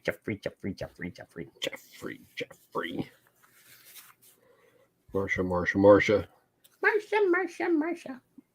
So I don't know how to register for this or how to do this, but Jeffrey says on Saturday, Inco is having a virtual social gathering to talk about songs that make us think of harm reduction and or human rights. Let's have a drink, parentheses, anything really, and talk about music. And he tagged I can't even say port Angelis Montadas Prim La Fita, Charlie Skip, and me. Do you see? He didn't even tag you, Kevin. Did you notice that? But anyway, because I wasn't here last week. And then he actually he put a quote or a link for a YouTube video of "Redemption Song" by Bob Marley, which is an excellent thing. And then there's a link below there for the event, so you could actually just go to that tweet and click on that, and that will add it to your calendar. Then Charlie put in here that he loved that song, and then Judy G, our very good friend for that, the queen of clusterfuck. So it's from 3 to 4:30, or 2 to 3:30 my time tomorrow afternoon. So then she actually goes to all the trouble of actually putting the hours for the UK and Europe, and Central and South America, and so forth and so on. But then I actually decided to throw a couple links for a few things, so that people could pre-listen to some of my suggestions. So Dorothy, an artist that I like, actually has a song called "Black Tar and Nicotine," which is a really good song. And then I put Marvin Gaye. Obviously, you can't talk about human rights without talking about what's going on. And then one of my favorite artists is a singer-songwriter named he goes by the name The White Buffalo. And he has an excellent song called "The Problem Solution." This is off of his newest record. It's really good. And then, obviously, with a little tongue-in-cheek, I put Robert Ellis. He's a musician from here in Austin, Texas. "Nobody Smokes Anymore," which is a song that we've played on the show in the past. But this is a hilarious song. If you go to the tweet and click on it and watch the video, because I can't play it here, or we get shadow banned or really banned, or we're getting in trouble. But anyway, tomorrow, Inco's social gathering. The link is right here. I could actually, can I copy the link address and then throw it over here? Is that possible? You think I can do that? Will I boomer it? Let's see. There's a link. I don't know if it works, but there's a link. I put it in the thing. So, yeah, if you're around and you don't got anything to do tomorrow in the middle afternoon, you should. Jeffrey says that we're supposed to be there, by the way. He said that earlier when I brought it up, that he expects that we will be there. Kevin may have a grandchild running around, though. I will. Screaming. No, he doesn't scream. Screaming child. He doesn't scream. An unruly. But he does say, man. "Pop a piece of gum." Oh, look at that. That's cool. That's a transparent pack of gum. That's like invisible gum. Piece of gum. Pop a piece of gum. Yeah. So he's training me. Here. This is a piece from South Africa, Kevin. Wow. South Africa. Good. You know who comes from South Africa? Who? You don't know a single person from South Africa? I do follow somebody. Joel. Get Gitami or whatever, that guy. Yes, I think so. Yeah, Joel. But that's not who I was thinking. Elon Musk is from South Africa. Oh, is he really? I didn't know that. Yes. Now there are a bunch of asshats that are on the internet that are referring to him as an African American, but that's the stupidest. I mean, obviously, technically, I guess if you're going to be but yeah. So this is from Mail and Guardian. It says Africa's best read, and they have a video. Why is the tobacco industry comparing vaping to HIV treatment? Yeah, they twisted this, haven't they? Yeah. South Africa will impose a sin tax on vaping products starting in 20. Yes, Joel Gitali he's from Kenya.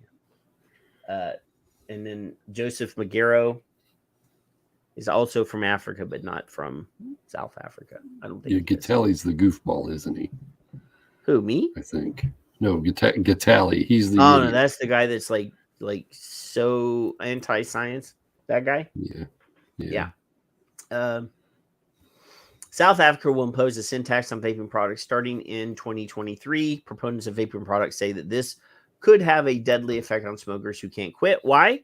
Because sin tax make products more expensive, which means that many smokers won't be able to afford the devices. Instead, they'll just keep using cigarettes, which are deadly. Yes, they are. If such a policy goes through, the vaping lobby says the government will be guilty of a human rights violation akin to AIDS denialism. What is AIDS denialism? Between 1999 and 2008, the South African government largely denied that AIDS was a disease caused by a virus called HIV. What? Yes.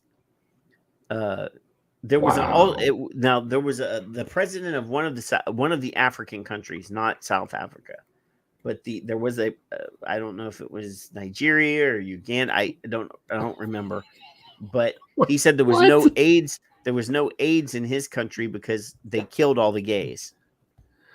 Oh my fucking word! Like they literally killed all the gay people it was a crime.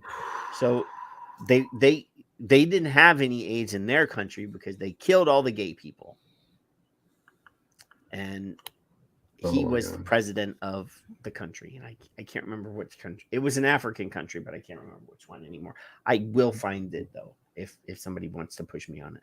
But anyway, yes, AIDS denialism in South Africa as early as 2008. Wow. Denied that AIDS was a thing. Wow. The government portrayed the anti-HIV drug AZT as poisonous and even claimed that it caused AIDS and was by then a proven antiretroviral treatment. As a result, 1/3 people died unnecessarily. Most of these people used government facilities since antiretrovirals were available in the price. So yes, you could buy the pills yourself, but they denied them on their public health system.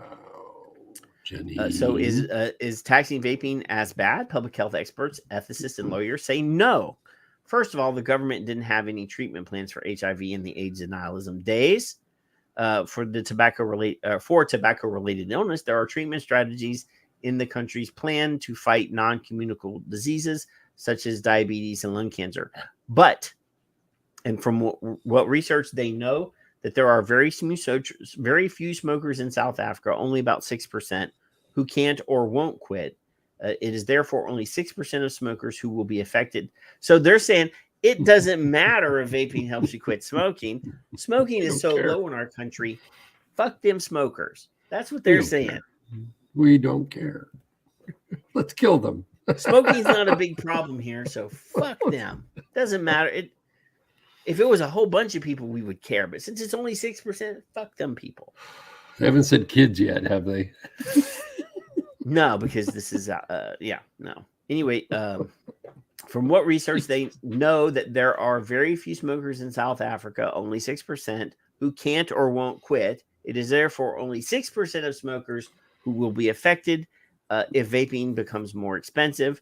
The authors found this isn't enough to greenlight vaping for the entire population. With HIV, not a single person who used the public sector could get treatment. But the health, so they're saying it is a false equivalency because we offer you treatment for tobacco harm reduction. We offer you pharmaceutical products that are only at most 6% effective. But we offer you something, even if it's not effective, we still offer you something. So this is not the same thing.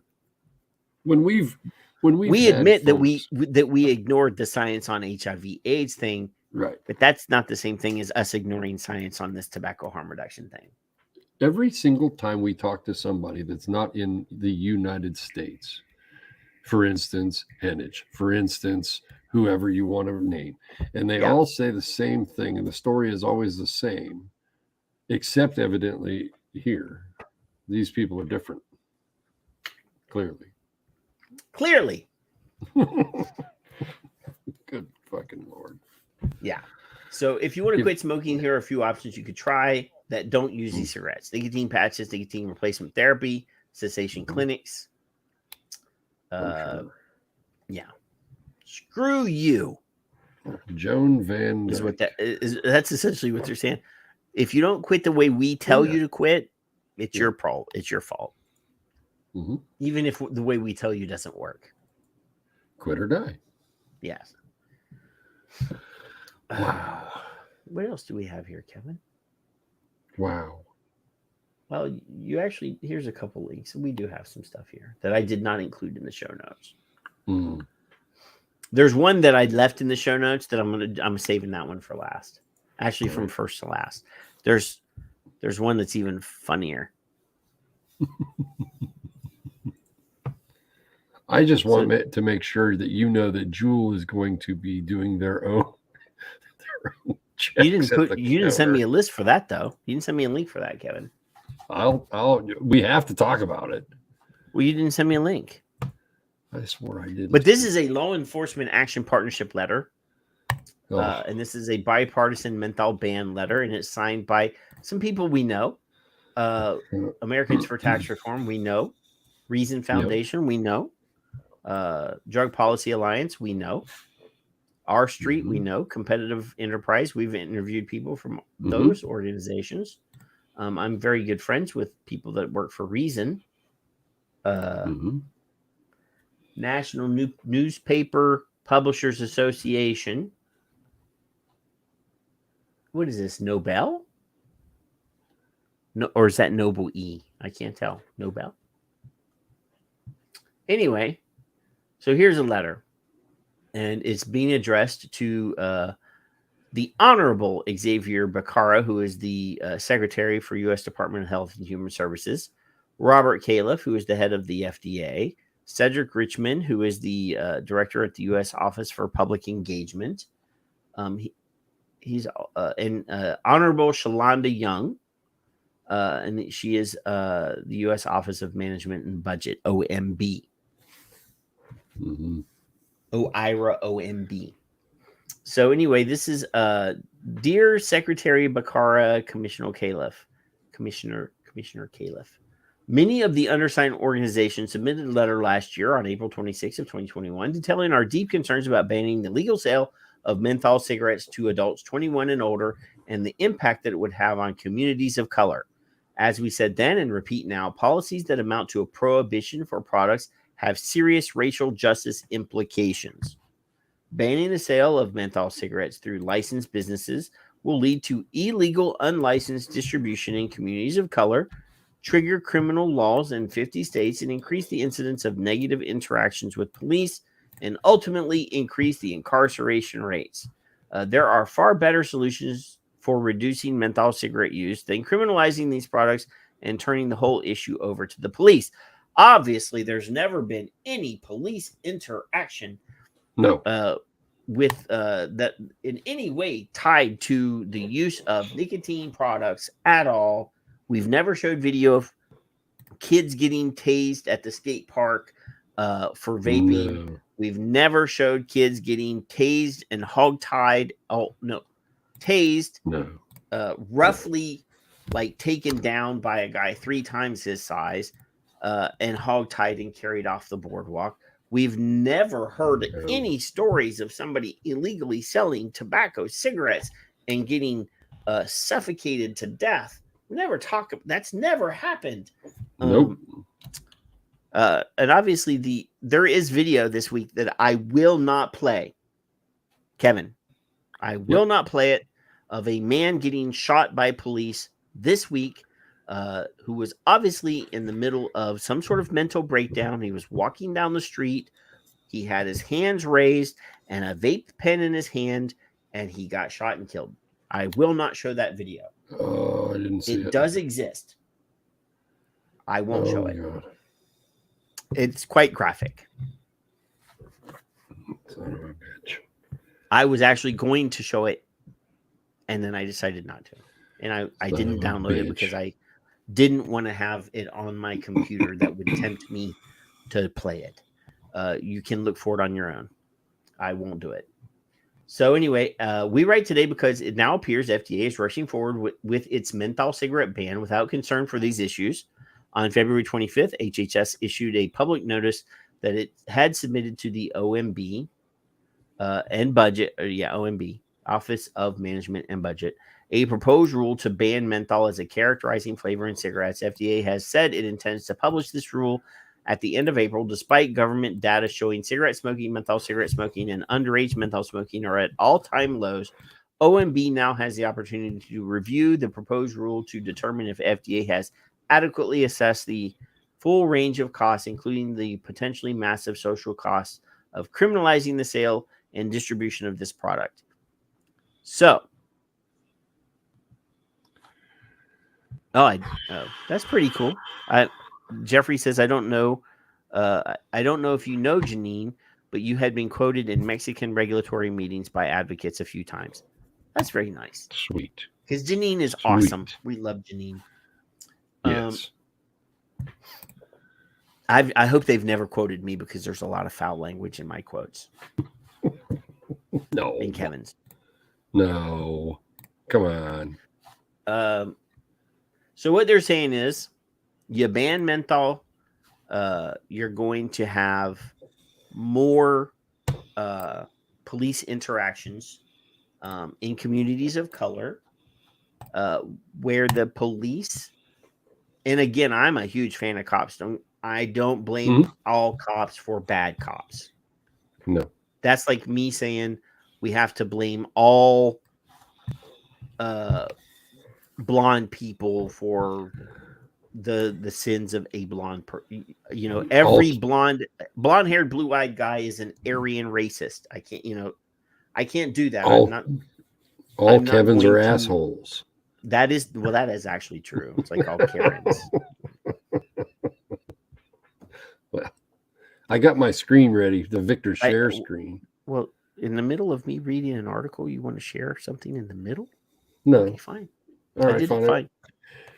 911, what's your emergency? Gaslighted citizen. Yeah, somebody's vaping a flavored vape, and I can smell it, and the guy with him looks like he's smoking a menthol cigarette. We'll send out the anti-tobacco zealot team right away. Yes. Yeah. I did see that. And then somebody said something about reading a story from years ago, and then you quoted me. And it was a different story. Somebody stole my idea. It was a different story, but they haven't figured out what it was. Yeah, I don't remember it. They stole my 1984 story. That's really weird, though, Kevin. What? That they stole? George Orwell wrote a book called 1984, which most of us had to read at some point in school. I did. About a totalitarian, authoritarian government in the future that controlled all speech, essentially. Yep. And they had a misinformation, the Bureau or the Department of Truth. Department of Truth.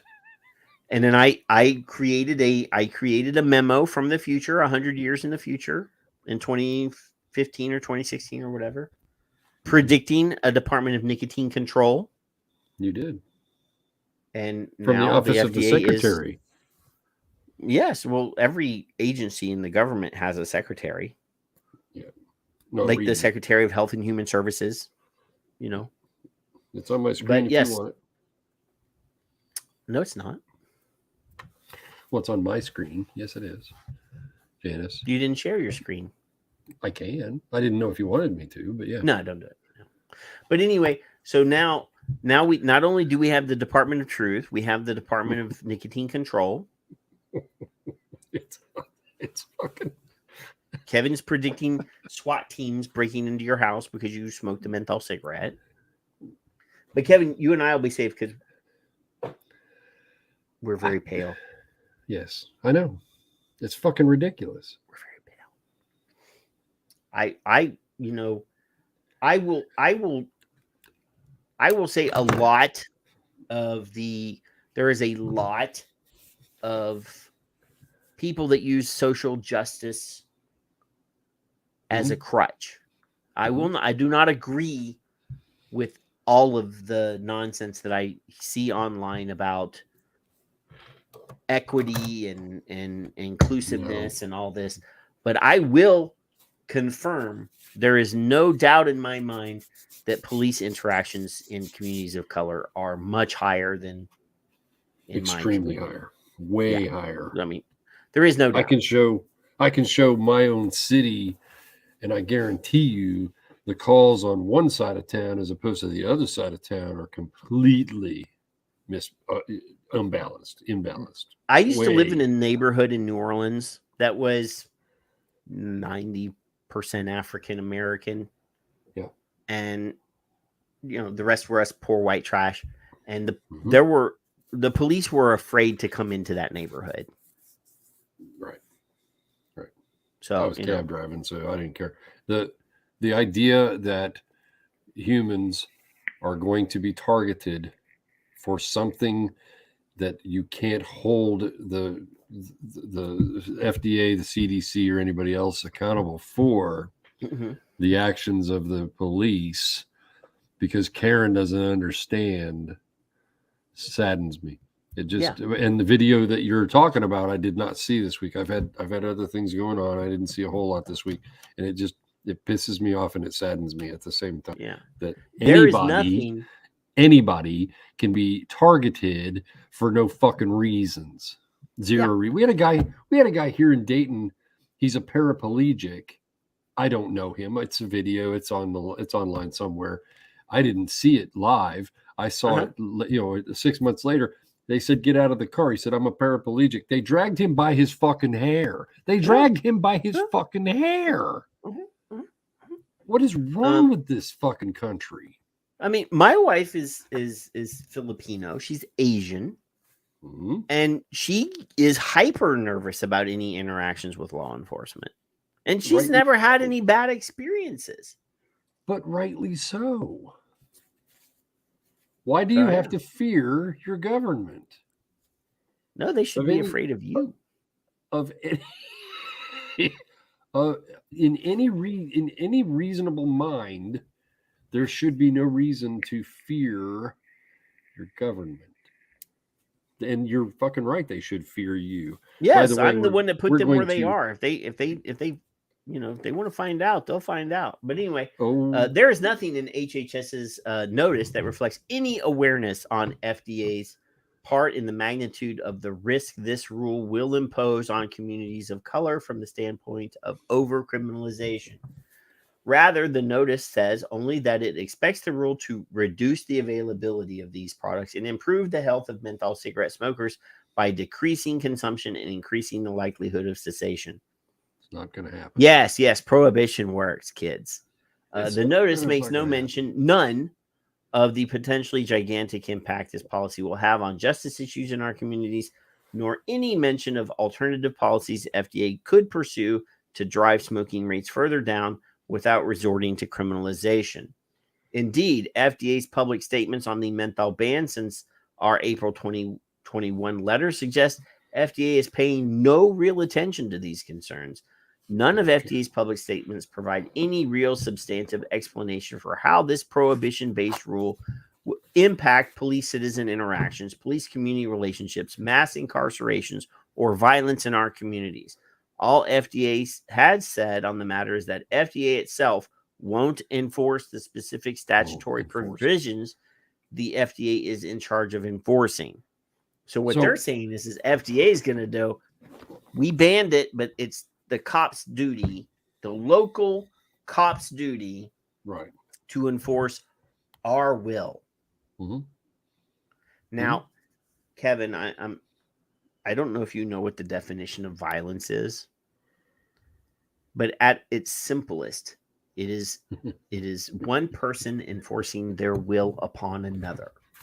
Let me ask you a question. No. If the FDA can't enforce children smoking all the years we did before we were old enough, and the children that were vaping all the years that they've been doing it until now, how are they going to enforce This is are supposed to enforce Kevin, it. you can't possibly be stupid enough to think that that you're asking an apples and oranges comparison. No. Yes, It's a counterpoint. That is a completely different animal with different stripes. Now, let me tell 99.9% of the time, the LEO, the police, are doing the job that they are being told to do. Now, there is 1% or a fraction of 1% of guys that are in that job that are looking for a reason. Reactionary, yeah. They're looking for a reason to enforce their will upon, and this is not my opinion, on people that they don't like. That they don't like. I'll say yes. That there's. That's what it is. I was going to go somewhere even more bad. Well. And will go out of their way to enforce this one. Mm-hmm. Stopping of a course kid they will. with a cigarette is not high in their priority, unless it's a black kid. But they're going to go out. I mean, when this happens, mark my words, there will be an Eric Garner situation. Yes, there will. There is no doubt in my mind. None. I'm going to sneeze. No, you can timestamp it all you like. That's what it's going to happen.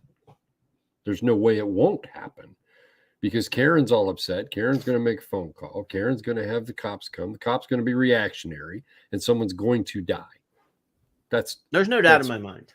None. Zero. None. And I mean, obviously we have video evidence.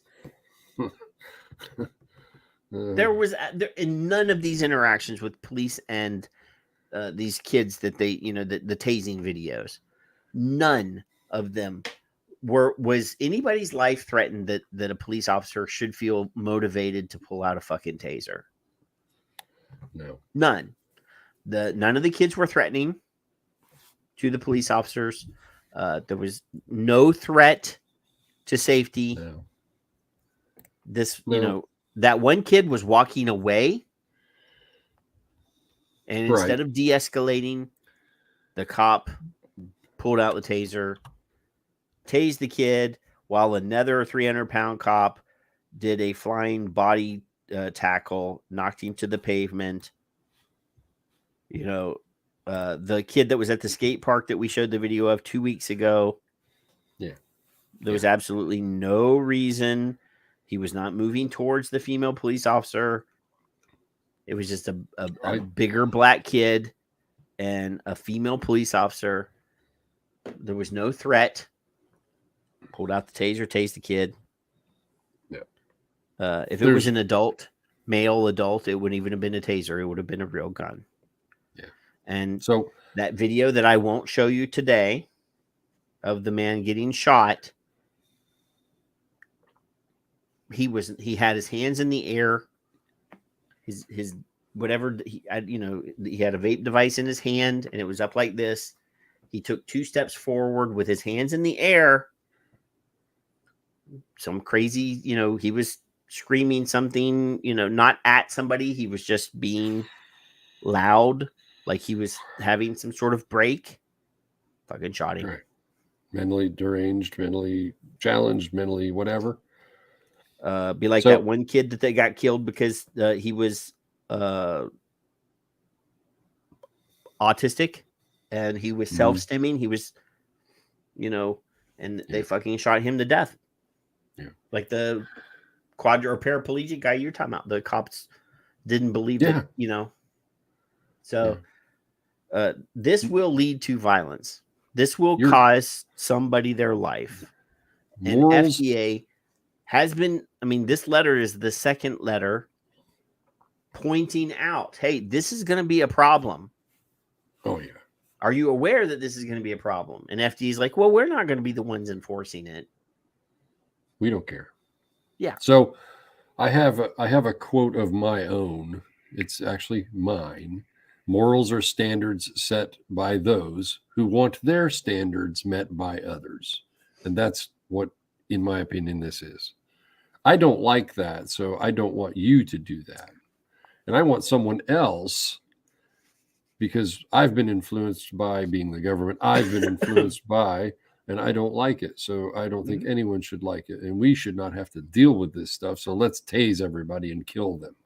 Yeah, that's what it's extermination. Let's put our knee on the back of their neck. Exactly. Yeah. These statements are alarming to say the least. The fact is, the illegal market problem will be principally one for state and local communities and law enforcement to deal with, not FDA. In other words, FDA will issue the rule, but the impact will be downstream on communities and criminal justice systems in our cities, counties, and states. In fact, all 50 states already treat the sale and distribution of illicit cigarettes as a serious crime. In 44 of these states, the crime is classified as a felony. In 37 states, the crime is subject to mandatory minimum sentences.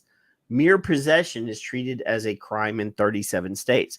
So if you have a pack of cigarettes that does not have a tax stamp on the bottom, that is considered a serious crime just to be in possession of non-tax cigarettes.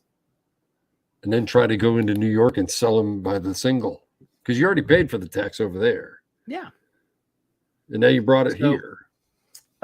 As those who are experienced in these issues understand, people caught up in the criminal justice system, especially if they are black or brown, face enormous hurdles to escape that system due to the web of criminal laws that compound the impact of any single arrest, prosecution, or conviction.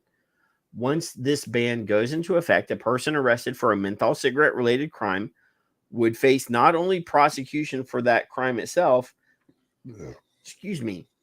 but potentially even more devastating consequences, multiplied prison terms for under 3 strikes and other repeat offender statutes, immediate revocation of parole, and thus immediate return to prison, disenfranchisement in the states that remove the right to vote for felony convictions.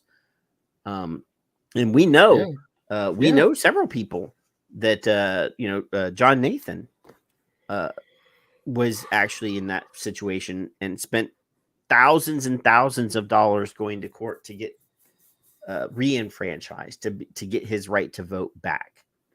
And deportation for persons with legally issued visas. So yes, if you have a legal visa, if you are here on a green card or a visa and you commit a crime, you are immediately deported after you've served your time. And we've had U.S. military people who were from other countries that served their contract in U.S. military, and then were deported for committing crimes. What does this say about our country and our government? What does this say about the drug wars? It's always been bullshit since the 70s, targeting minorities, period. And we're still doing it. We're being they. Hey, I have a lot of experience in the war on drugs. Just can't. It doesn't work. One need only review the history of criminal law enforcement with crack, cocaine, cannabis, opioids, and other drugs and alcohol in the 1920s. To know that law enforcement is the wrong tool here, especially when there are other far more helpful interventions the federal government could be emphasizing. Any proposal to effectively criminalize the sale and distribution of products used by 18 million adults, particularly a product preferred by black and brown citizens, must take these issues with the utmost seriousness and undertake genuine efforts to find better policy solutions. And this is a 4-page letter, and that is only the first 2. I'm not going to read the rest. You guys can't imagine, Patrick. Personally, my aunt smoked Benson and Hedges light menthol, whatever the fuck, and they looked like my Marlboro lights. And on occasion, we'd be playing cards, and I'd grab it and go, "Oh shit, I didn't pay attention." That's ugh. Who am I to tell you that you can't do something? I am no one, so you can choose to do whatever you like. I don't know why it's more prominent in Black communities. I'm assuming it's because of advertising. I don't know, and I don't care. Those people are making personal choices about their lives, and now they're being taken away. And not only is it going to be taken away, they're going to be threatened with their very lives if they continue to do it. That's what I mean by what have we learned over the past 30 years for the drug war? Zero. Fucking zero. Stay off of people's asses. Leave people alone. That's what I'm about. Yeah. So you do look what at you the want list. to do. This is the list of everybody that's signing this letter. These are the heroes Americans in for your lives. Prosperity, Americans for Tax Reform, A Little Piece of Light, Better Organization to Win Legalization. That's a drug policy group. The Black Police Experience, Blacks in Law Enforcement in America, Can Do Foundation, the Center for Employment Opportunities, College and Community Fellowship, Competitive Enterprise Institute. Now, a bunch of these are tax-free.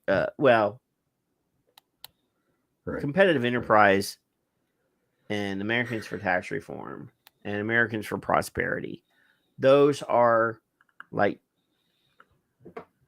small government. They promote like small federal government.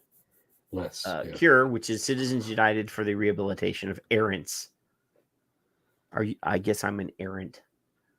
Dream Corps Justice, Due Process Institute, Drug Policy Alliance, Just Leadership USA, Law Enforcement Action Partnership, Legal Action Center, Life for Pot, Mommy Activists and Sons, Nadia PR, National Association for Black Law Enforcement Officers, National Association for Black and Criminal Justice, the National Association of Criminal Defense Lawyers, National Association of Social Workers, National Black Justice Coalition, National Center for Disability Rights, National Health Care for the Homeless Council, National Latino Officers Association, National Newspaper Publishers Association, National Organization for Black Law Enforcement Executives, that's Noble, the Reason Foundation, R Street, the Sentencing Project, Southern Center for Human Rights.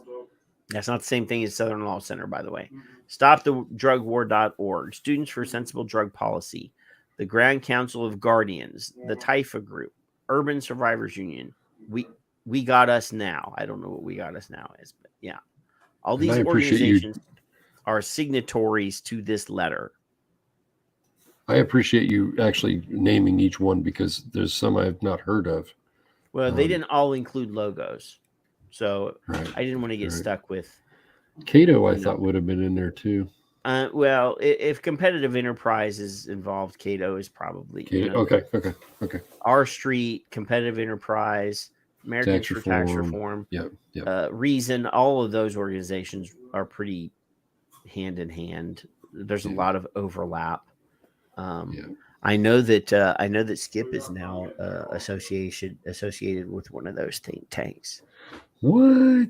Yes, I saw that she's what? I saw that she's associated with one of those now. I think it's for one of these. Should the cranky old broad, what is that, a moniker, be used loosely, or we should be more respectful? We shouldn't use that because she's now a professional. I can't help myself.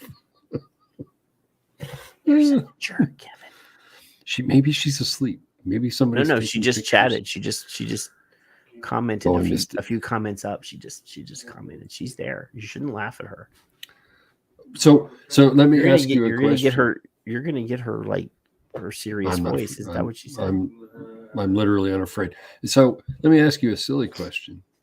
Who exactly can you take? Because I like talking to local people. I got a local insurance agent. It's a national company. I got him. You know why? Because if I have a problem, I can go over there and I can put my hands around his neck. So now, Kevin, we do not advocate for physical violence on politicians on this show. No, I'm talking about my insurance guy. So or insurance people. 40 years I've been with this company. So if they didn't have insurance, it's like dinosaur insurance. Did you have your Dino insured? Dinosaur insurance. So who's going to be held accountable when someone gets killed? Just the Nobody. cop? Oh, nobody. All right. I was making sure. I wanted to Yeah. clarify that before you went to the next thing. I No, want to you make go sure ahead and everybody share that next thing. understands. You share the next thing. Which next thing? The thing that you just sent me. The thing I just Because I'm going to go is- get ice, and hold while on. that way, if you're sharing, Hold- you have control of the screen. Hold on. Let me knock out my other bullshit stories here. There. Now let me come back to you. Let me share my screen. I don't need audio. Share. Spin control, kids. Spin control. Washington's Juul settlement relies on a sting quota. Sting quota. Patrick hates this phrase. Sign our amendment. To keep e-cigs out of teens' hands. So Juul's reached a settlement with Washington, evidently, and they're relying on a sting quota.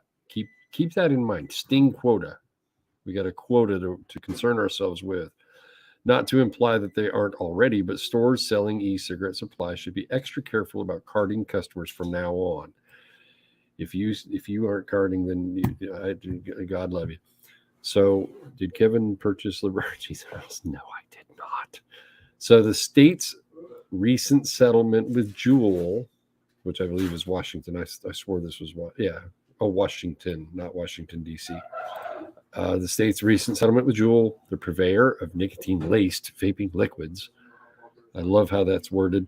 Comes with more than its heavy price tag of $22 million of hush money for marketing its products to the state's youth. No guilt was admitted, although they just said marketing to the state's youth. However, the settlements, which is how the settlements work, rather, there's more than just a cash payout involved. I can't believe I'm reading this out loud and I can see it with my own eyes, but this settlement also requires the company, I'm going to repeat it one more time for the people in the back. This requires the company to conduct secret shopper programs. So who's watching the hen house? The hens, right? Well, in Texas, when Safada, Texas negotiated the language and the law for sting purchases, yeah, no third party, all sting sales had to be conducted by government agencies, essentially. So this is a clear exception then. No, well, this is not this.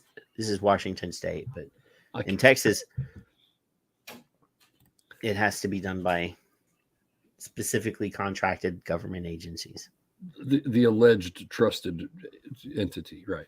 So this requires the company, Juul, remember, to conduct secret shopper programs at retailers in all the state's 39 counties at a rate of 25 stings a month over 2 years.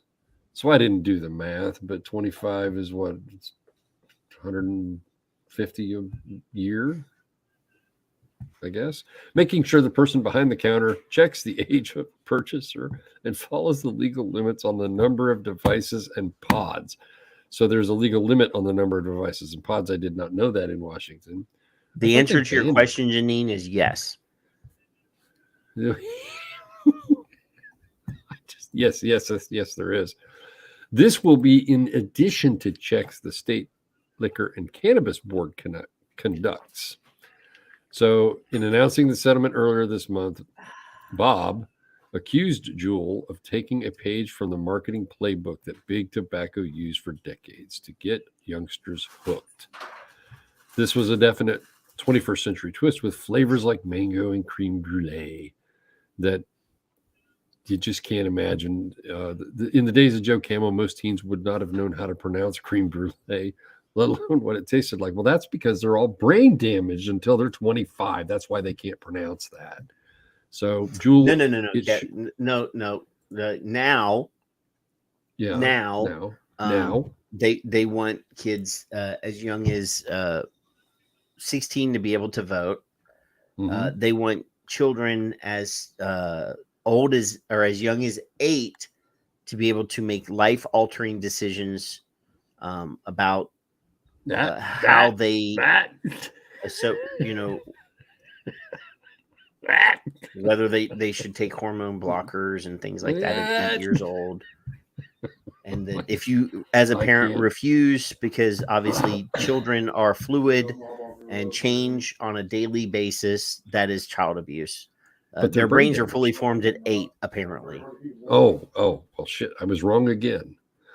So Julia, should be noted, has been a player in Washington legislative campaigns over the past 3 years. Last 3 years, sorry.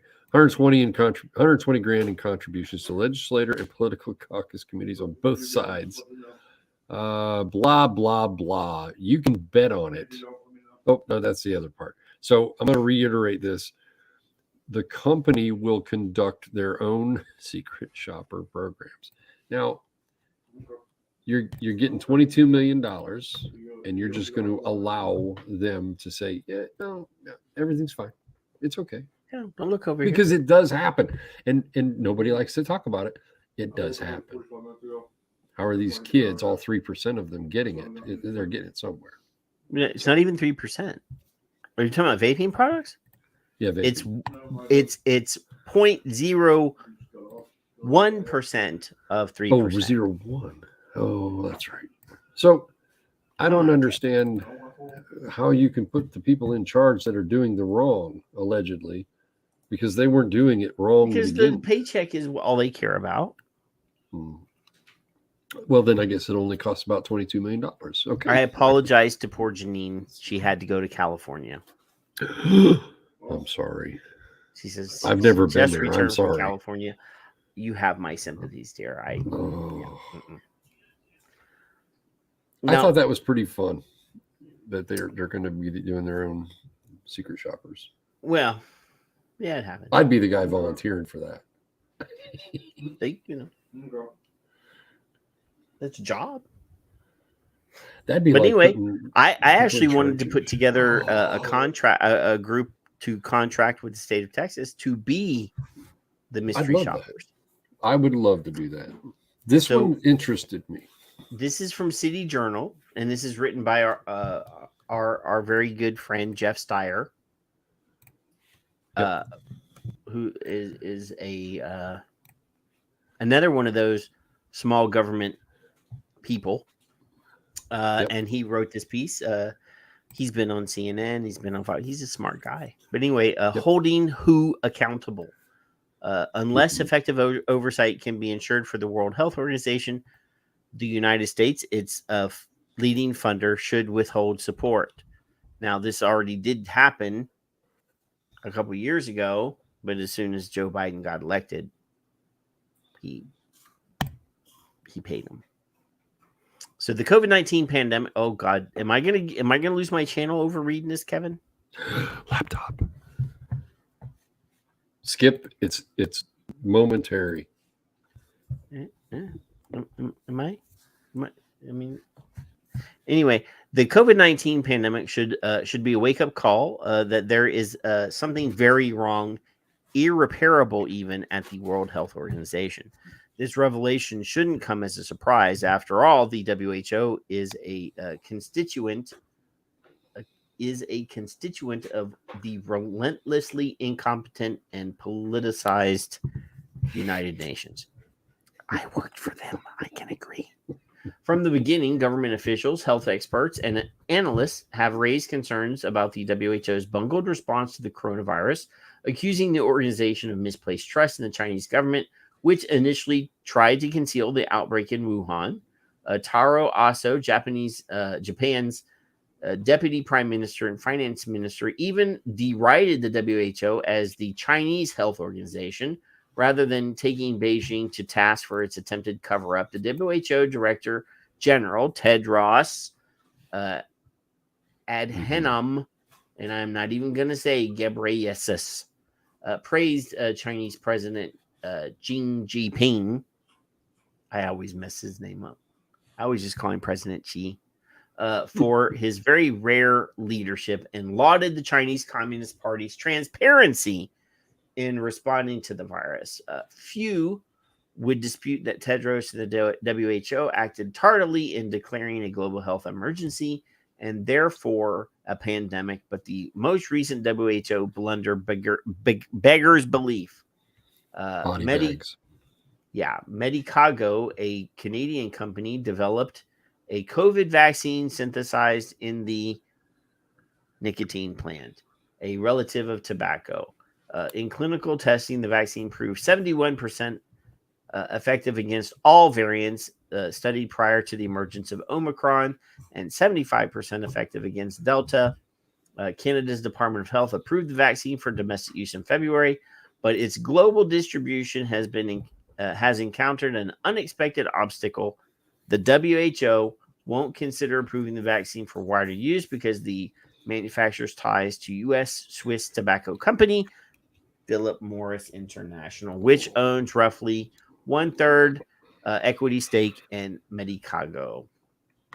Wealthy countries currently have a plentiful supply of COVID vaccines, but the WHO's authorization of the Medicago vaccine, Covifens, is critical to expanding vaccine access in low and medium or middle income countries, as it would qualify the vaccine for inclusion in the COVAX. That's the COVAX is like the global pool of vaccines. Like the UN buys so many and then distributes them, but only ones that they approve. So COVAX has been really shy of supplies. Access to Covifens would particularly help countries lacking sophisticated medical infrastructure because, unlike some of the other COVID vaccines, it doesn't require cold storage.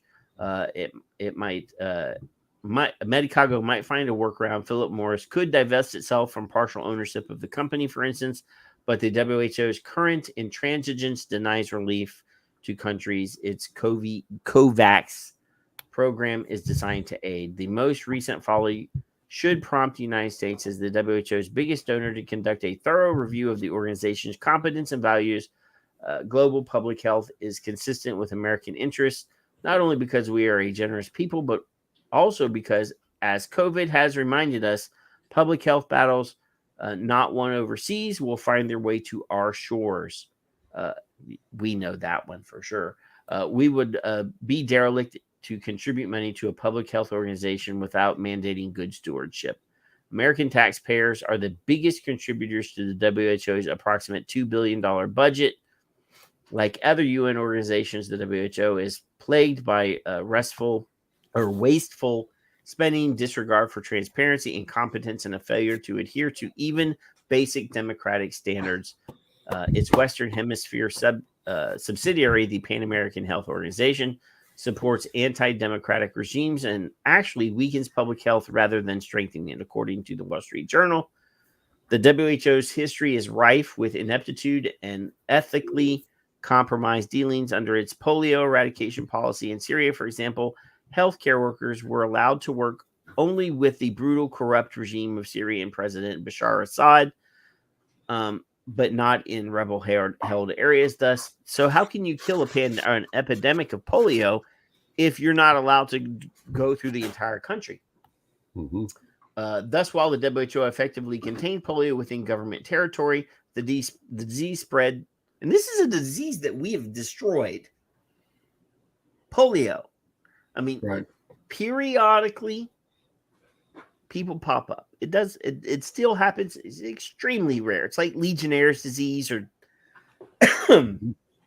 any of the other really, bad ones. Leprosy. It still happens. Yep. Not like it used to. That's why the WHO effectively contained polio within government territory. The disease spread throughout rebel areas. The WHO has also been widely condemned for failing to raise the alarm about the dangers of Ebola in West Africa in 2014. The WHO's International Agency for Research in Cancer is known to promulgate alarmist reports frequently contradicted by regulators worldwide. When the U.S. Congressional Committee attempted to investigate well-funded charges of corruption and conflicts of interest within the agency, The IARC rebuffed the effort. What explains the WHO's dubious track record? Look at the structure of the UN. First, USN is essentially a monopoly. Consumers of UN products and services cannot punish the organization by patronizing competitors. Contrary inadequacy is too often rewarded with additional resources. Unlike in the private sector where failed projects get shut down, bureaucrats often champion and clamor to expand programs that clearly don't work. Second, UN officials are rewarded for making bureaucratic machinery run, for producing reports, guidelines, white papers, and agreements, and for holding meetings, regardless of whether their efforts prove effective. Bureaucrats typically, yes, it is a very top-heavy organization. Bureaucrats typically sacrifice quality and veracity for consensus. Mm-hmm. You remember those pillars that the pillars.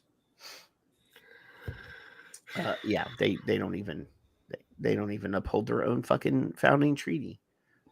Third, no authority holds the UN accountable, and no electorate can oust UN officials when they act contrary to the public interest. Finally, the organization is no meritocracy. I love meritocracy. The cream rises to the top, Kevin. Leadership candidates' country or region of origin seems to be valued more highly than their qualifications. Obviously, you have Dr. Tedros, who's not really a doctor, and countries seconding staff to the WHO understandably don't send their best talent. No, the private sector get them because they pay good. Body bags. Let me get a sip here. I'm getting body bags. So what they're saying is human rights is a right, all humans, but if it's made by tobacco companies, then, well, I'm allegedly about, if it's made by a tobacco company, then nobody has a human right. Oh, you can't have that. No. To access that item, product, whatever. Huh. Okay. Alrighty then. Because so basically they're saying this is a very well-funded by our tax dollars organization that is not accountable to anyone. Correct. That the people at the top are selected based on where they're from and not what they know or can do. That correct. The people that do the best work are not necessarily rewarded because it is not merit-based. Mm-hmm. And they essentially want to say that they do such good work that even if they go to an awful country like Syria, they are only allowed, and they're only allowed to go to the places where the bad guys tell them they can go. Right. So what good are they? I don't know.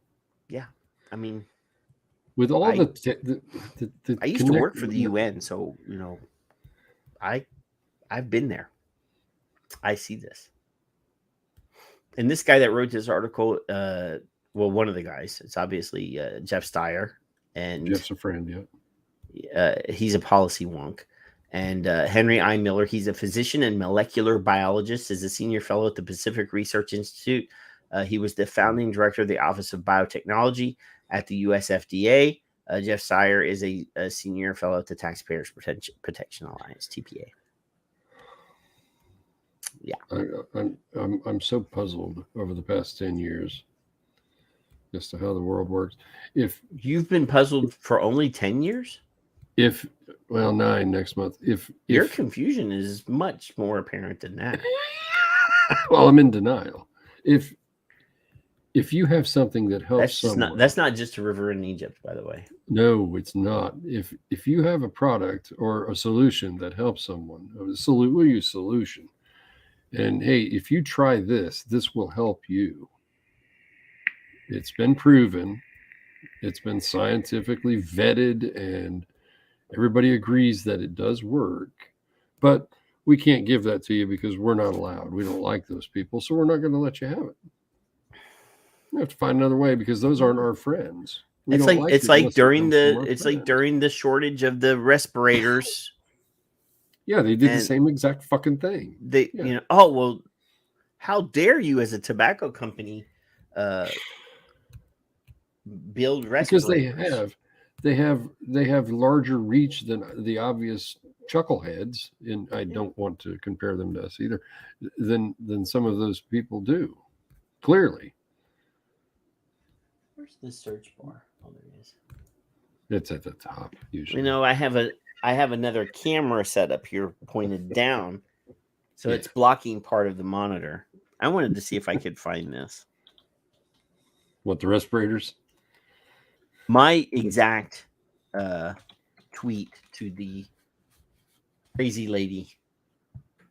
Oh. Well, I misspelled respirator though. It could be anything.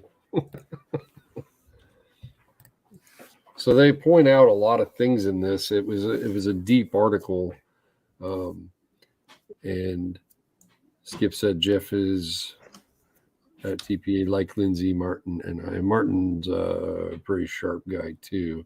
That's a sharp crew now to include Skip, among others.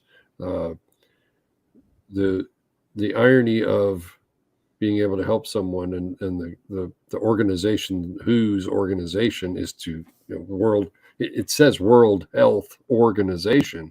It doesn't say World Helpful Organization. It's only helpful to those that they want to reward. Clearly, to me. About 3 months after I started vaping, I realized who was as corrupt as the U.S. government. Laptops. Actually, this is not the same. This is not the tweet that I was thinking of, but it just popped up. So I have to. I'm going to show it. So this is hey, cognitive dissonance. This is a noun in psychology. The state of having inconsistent thoughts, beliefs, and attitudes, especially as related to behavioral decisions and attitude change. Let's start a dialogue with the anti-vaping crowd. So this nicotine is safe and not, and this is from February of 2021, by the way. Mm-hmm. This nicotine is safe and not addictive. It's 21 milligrams. Mm-hmm. This nicotine is addictive as heroin, 6 milligrams. Mm-hmm. So obviously I said, hey, vaping it. I circled and drew lines to the important bits because, you like to put diagrams on everything. Do you think US FDA, Lung Association, Tobacco for Kids will get it? Maybe befuddled glance and other science-denying scientists will finally shut up. And Norbert says, what do you dream of at night? These players won't experience cognitive dissonance. Their curriculum in Tobacco Controls 101, Instruction Manual, Orwell, that's 1984, Doublethink, Newspeak, both courses required to pass. Mm-hmm. And see, then you've got your little busy thing. At least there's no arrows and circles on yours this time. But, no, not on that one, no.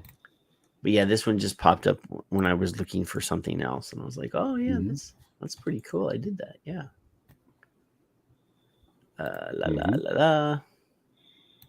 There. Share. The Victor share screen. This is my contribution to society. Nicotine is addictive. I'm going to get my cup on. It's also dangerous. Nicotine is harmful. Nicotine patches and gums and lozenges are safe. Just so you know. Oh, yeah. Let me see if I can't get the damn arrow down. There we go. Yeah. Idiots. Idiots, all of them. Idiots? That's our job. That's our job, is to point out the idiots. Aside from ourselves. Because we're cognitive dissonant. We suffer. We do suffer. It's sad. Yeah, my little graphic is without arrows, of course, but there's no help for those people in tobacco control with their mental problems, and I'm sad. It makes me sad. Mental duress, at least. And And by the way, Mike, I've had some arrows on some of your crap with Jerry.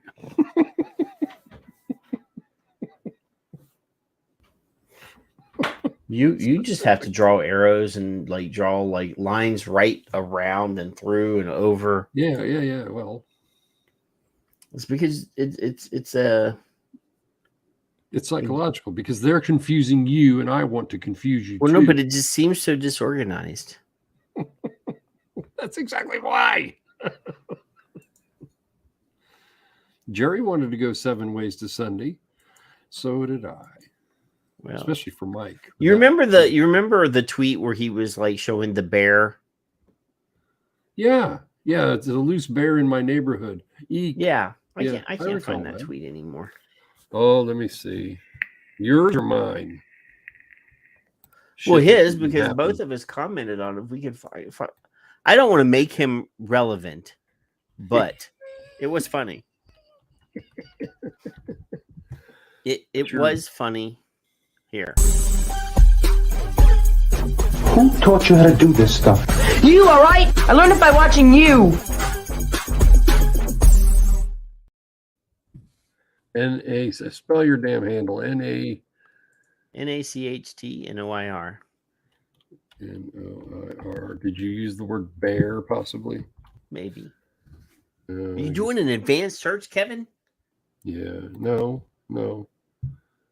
Not advanced. Just, I can usually catch shit when it's N-A-T-C-H. Oh, should I just go ahead and do it myself? Probably. It's probably quicker. I don't know if that was that was his handle, wasn't it? I already found it.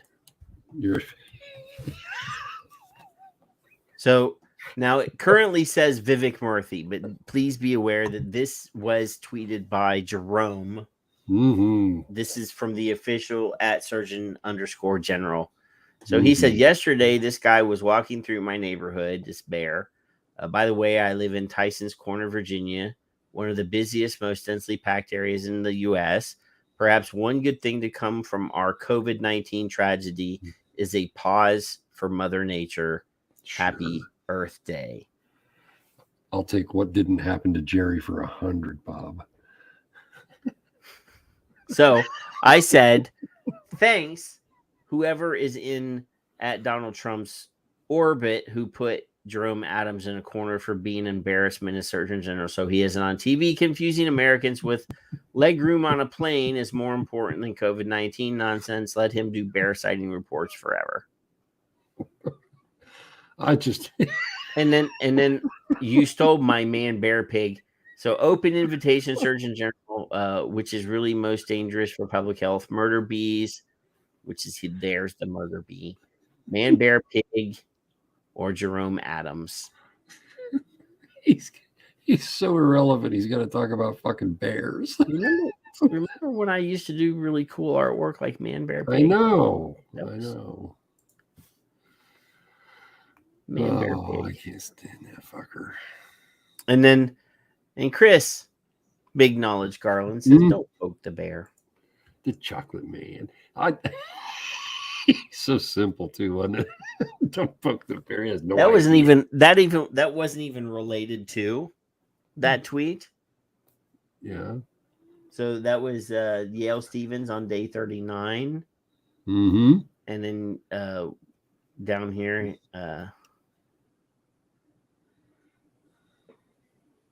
somebody suspended. There's an account here that's been suspended. I wonder if that's sparkly. I don't know. That was when we were offering to have Chris on for the first time. Yeah. And he said, don't poke the bear. That was fun with him. He's a great guy. I like him a lot. We know all about chocolate and what benefits there are to chocolate. Yes. That's right. And at Allison's restaurant, see, you can find anything you want. Yeah, but you got to listen to really boring Woody Guthrie songs. And yes, it was a race, Skip. But I can't read his mind.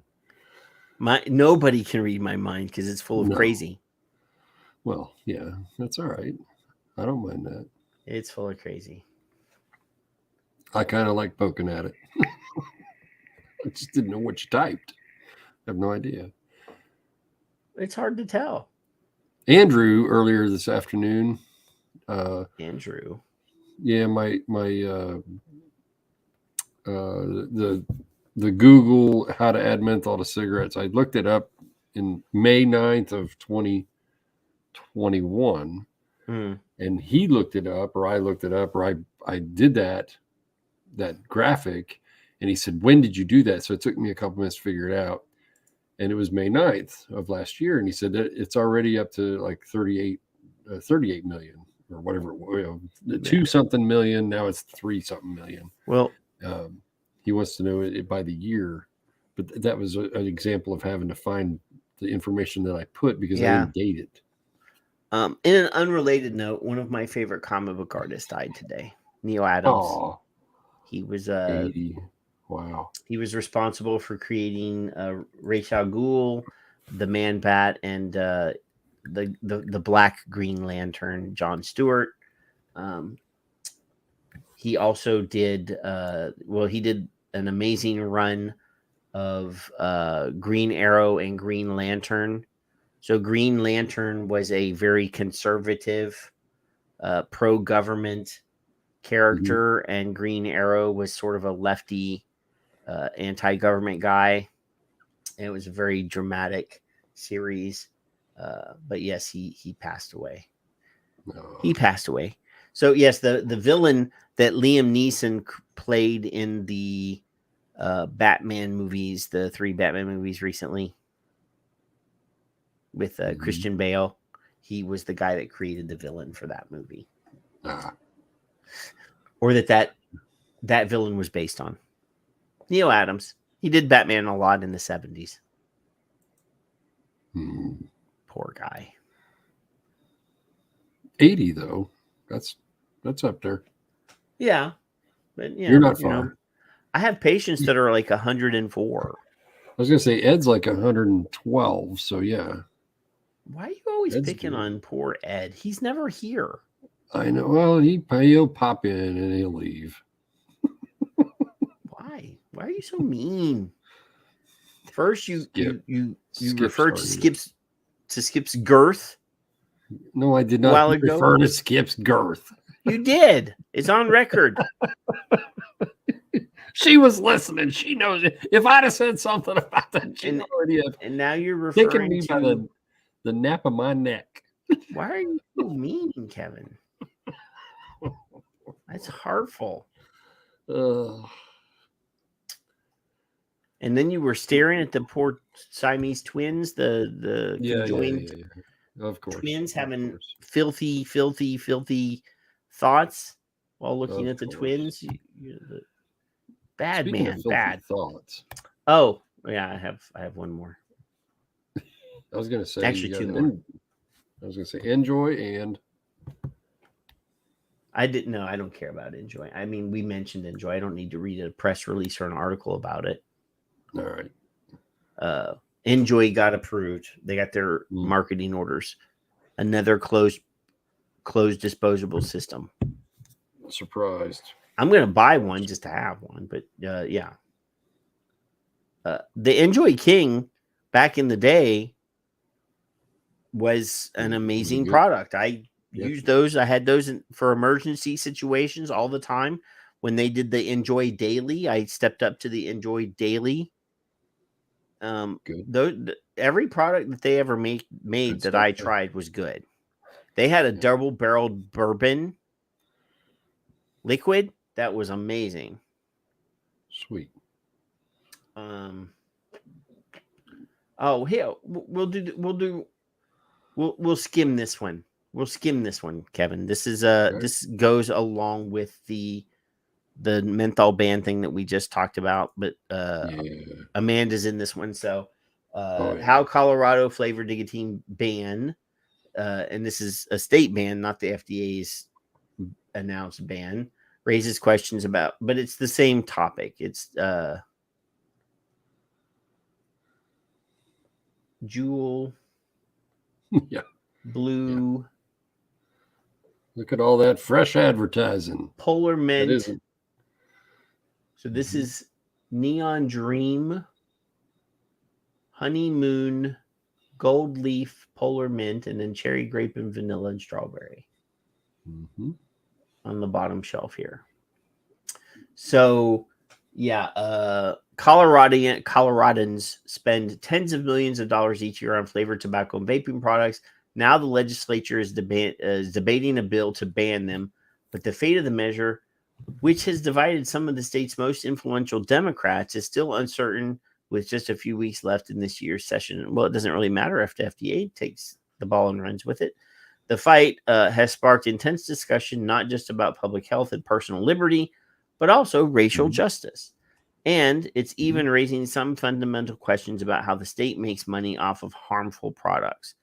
For many proponents of the ban, the fight is personal, since flavored tobacco has had a profound influence on their lives and the lives of their loved ones. I'm black in America. My dad was a smoker, said Democratic Republican Jennifer Bacon, one of the bipartisan bill's prime sponsors, who recalled still having old Ebony and Jet magazines from the 70s and 80s filled with ads for menthol cigarettes. At the end of the day, the things that we are using that's hurting our bodies, we were made to want to use through business efforts, said Bacon, an educator. I'm tired of losing my family members. No one's paying attention to our community being over-impacted with heart or stroke and heart disease, and then simultaneously marketed too. So here's the deal, folks. She's complaining that black people use menthol cigarettes more frequently than white people, and that smoking unfairly is not is unfairly higher in their communities than in other communities. But we know, as users of these products, people that used to smoke, the reason why many people smoke is to, release tension, is to, I think Kevin and I have both mentioned, when I was younger and smoked cigarettes, I would skip buying lunch to buy cigarettes. Oh, yes. Poor people that live in stressful situations, in bad communities, that have problems, will smoke before they eat. Smoking doesn't unfairly target those people. Those people's life situations are already unfair. They have problems. Most of those people, food insecure, they lived with trauma. The same thing that we talk about in most of the situations with neurodiversity. Same situation. They smoke because that gives them relief. Yep. So this year's bill, HB 22-1064, prohibits retailers of cigarettes, tobacco, and nicotine products from selling or marketing any flavored product. Those are defined as products imparting a taste or smell other than the taste or smell of tobacco.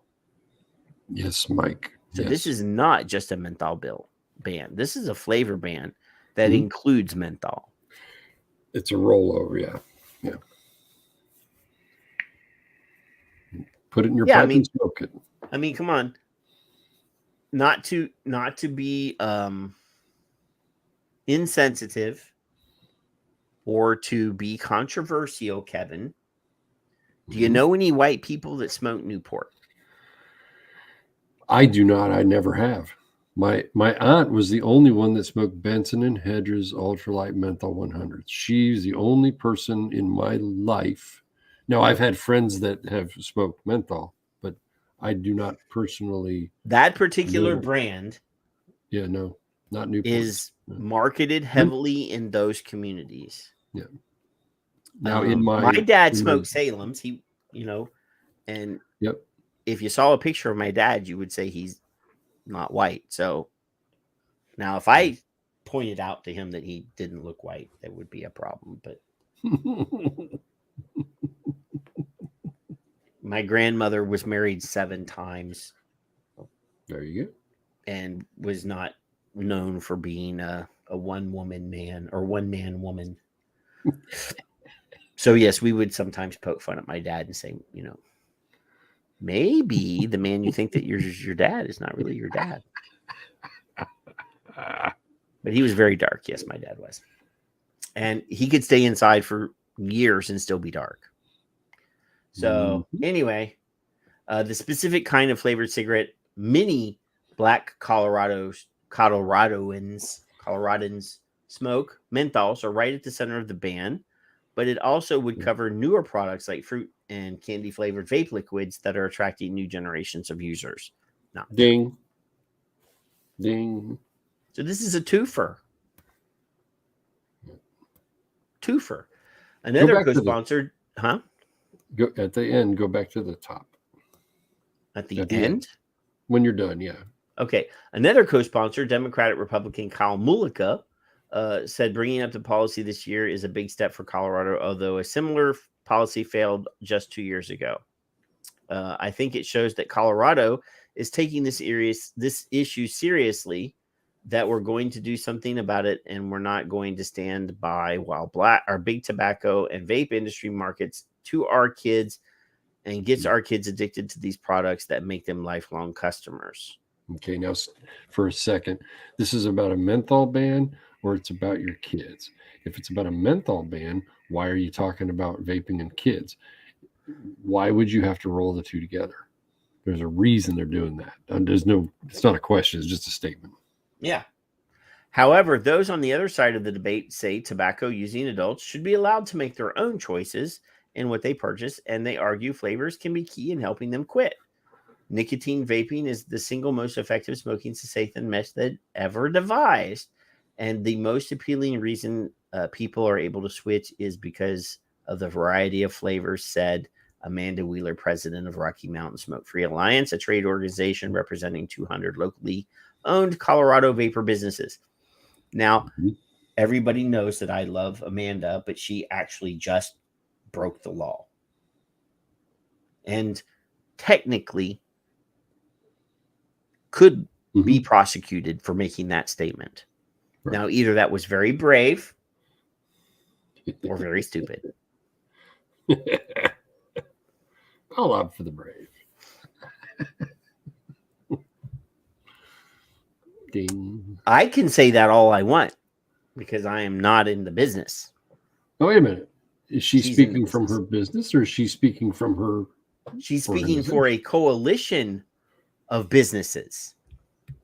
Okay. So the lawyers, I'm going to mention VTA, but the lawyers told the VTA that they could not link out directly from their website to a scientific study that said smoking cessation. They had to have what they call the 2-click rule. Yep. So to separate themselves from the statement so that they couldn't be held responsible for it, they had to go to a landing site that held a link, then go from that link to the study. I will direct you directly to Troop's statement, NUTO. That's what happened. That's it. See, there you go. Now, between you and I and everybody listening, I really think that every one of us should not bring that ever up again. Because Amanda is traveling the world speaking for this industry, and we should not be pointing out to people that. But no, there is no but. It's unprofessional, and the image that she needs to be held to now, we should do our best not to draw attention to that, because anybody in the media could actually go back and find that video. Yep. So I have purposefully gone out of my way not to use that anymore, because that would be considered salacious. And some asshole interviewer could go back and find, she could stand up for herself with what she said in this article, but to show the video of her talking about and bragging about what Right. Yeah. I feel like we should probably not draw attention to that. Maybe I'm being a prude. I don't know. But I'm trying to, like, Kevin and I can say all the nonsense that we want to say because we're not supposed to be pillars. We're not supposed to be the spokespeople for the industry. No. So yeah, I would personally prefer that us not point out Nutto anymore. Because somebody's going to find it. I should delete that show, actually, or at least private it. Shush. Because some asshole lawyers or some asshole reporter is going to find that, or some politician that she's speaking in a hearing is going to say, "Didn't you brag about showing your tits?" Just saying. Well, she's a soccer mom. Like, that's the image that we need her to have. Mm-hmm. I didn't need to give them ideas. They're already bottom feeding. Oh my God. I'm just pointing out that, we need to. We need to protect her from glance. That's what we need to do. We need to well, no, because he's, sniffing teenagers' underwear and stuff. So, well, those are boys. Never mind. I retract that last statement. Not the boys part. Oh my God. Bottom feeders. Well, yeah. I don't deny that. I'm just, I don't know why you should really. We shouldn't propagate the bottom feeders, but we shouldn't propagate that. So, I completely skipped this? That picture you showed of the Siamese twins? No, not of the Siamese. What is it in your head? The picture of the graphic of all the products. Oh, I didn't. I know what you're talking about. When we were children, we collectively. You're talking about this one. In 1971, I got it over here. In 1971, the ban went into effect for cigarette ads on television and radio, both. Okay. Now, I do remember as a child, and I was a child, 2, 3, 4, 70. I was born in 67, so 71. I'm going to start dipping again, Kevin. A few, not many, a few ads, but I don't remember what they were. I remember like horses. That's what I remember. So I'm assuming it was the big M, in 71, there was a ban on ads. And since then, that's only radio. Yeah. Radio and television only, kids. Then it went to newspaper, of course, or stayed with newspapers. I'm assuming I wasn't reading newspapers at 4. Magazines, which are still around as well. And now, especially now, on the internet, almost literally every single thing that keeps being circled is shown by every anti-group because they're advertising for these companies for free. They don't have to advertise. Well, we'll stop that, but what we're going to do is we're going to show them all the time for you. Thanks. You too. I miss Joe Camel too, Mike. Are you done? Yeah, I'm done. You used like 800 words there where you could have said like 3. So this thing here that says NXT, is this not the cigarette with like the flavor capsule that you crush? I think so. Yeah. I don't know. For some reason, I'm thinking that that's what that is. I don't know what midnight is. My kids use None of these were out when I was a smoker. So, well, I mean, obviously, menthol Marlboro was there. Yeah. Robin, mine did in 2014 as well. Yeah.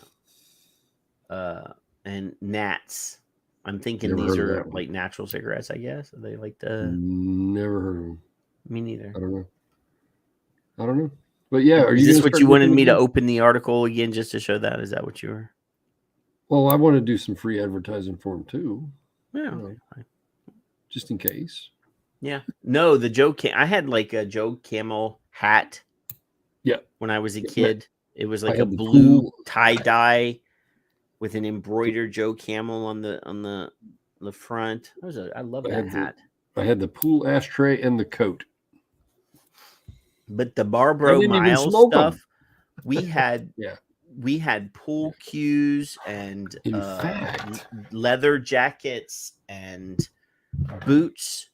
My brother smoked Marlboro Reds and bought his wife like embroidered cowboy or cowgirl boots that were Marlboro stuff. yeah. We had miles and miles and miles, and my mom was collecting miles. That's Winston. It's an old lighter I found in a drawer the other day. I didn't smoke those either. You didn't? Yeah, I had the pool. Remember the pool ashtray? The pool ashtray? Yeah, the Joe Camel pool. It was a billiard pool ashtray. Oh, I think it was like a swimming pool. I don't know what you're talking about. So you know Helen Redmond, right, Kevin? Did you see her tweet a couple weeks ago? Yes, I do. I know. Did you see this piece that she wrote for Filter? Mm-hmm. Mm-hmm. So, vapes and methadone, an all-round harm reduction story, and this is from Helen Redmond, and this was just published yesterday. Yep. Excuse me. And then there's a picture of lovely Danielle Russell, a third-year PhD student at Arizona State University and co-investigator on a current study examining access to methadone during COVID-19. She herself began taking methadone around 2006 as a former drug user. She's a member of the Urban Survivors Union, advocating for the rights of people who use drugs and for methadone clinic reform. And she's the board chair of the Sonoran Prevention Works, an organization that works to improve the lives of Arizonans who use drugs through street-based outreach, organizational capacity building, and statewide advocacy. When I learned that Russell was also a former smoker who switched to vaping, I wanted to ask her more. Her experiences equip her to place this form of harm reduction in a wider context. Vaping is clearly analogous to methadone, and to recognize crackdowns on vapes for what they are. So there's a quote here that is out of context, but I'm going to use it. She says, "All right, fuck it. I'm going to try one of these stupid vape things they keep giving me." That's a quote here. Right. Anyway, people with substance use disorders have high rates of smoking. Duh, we've talked about that. One study found that 56% reported cigarette use in the past month, compared to 18% of people without substance use disorders.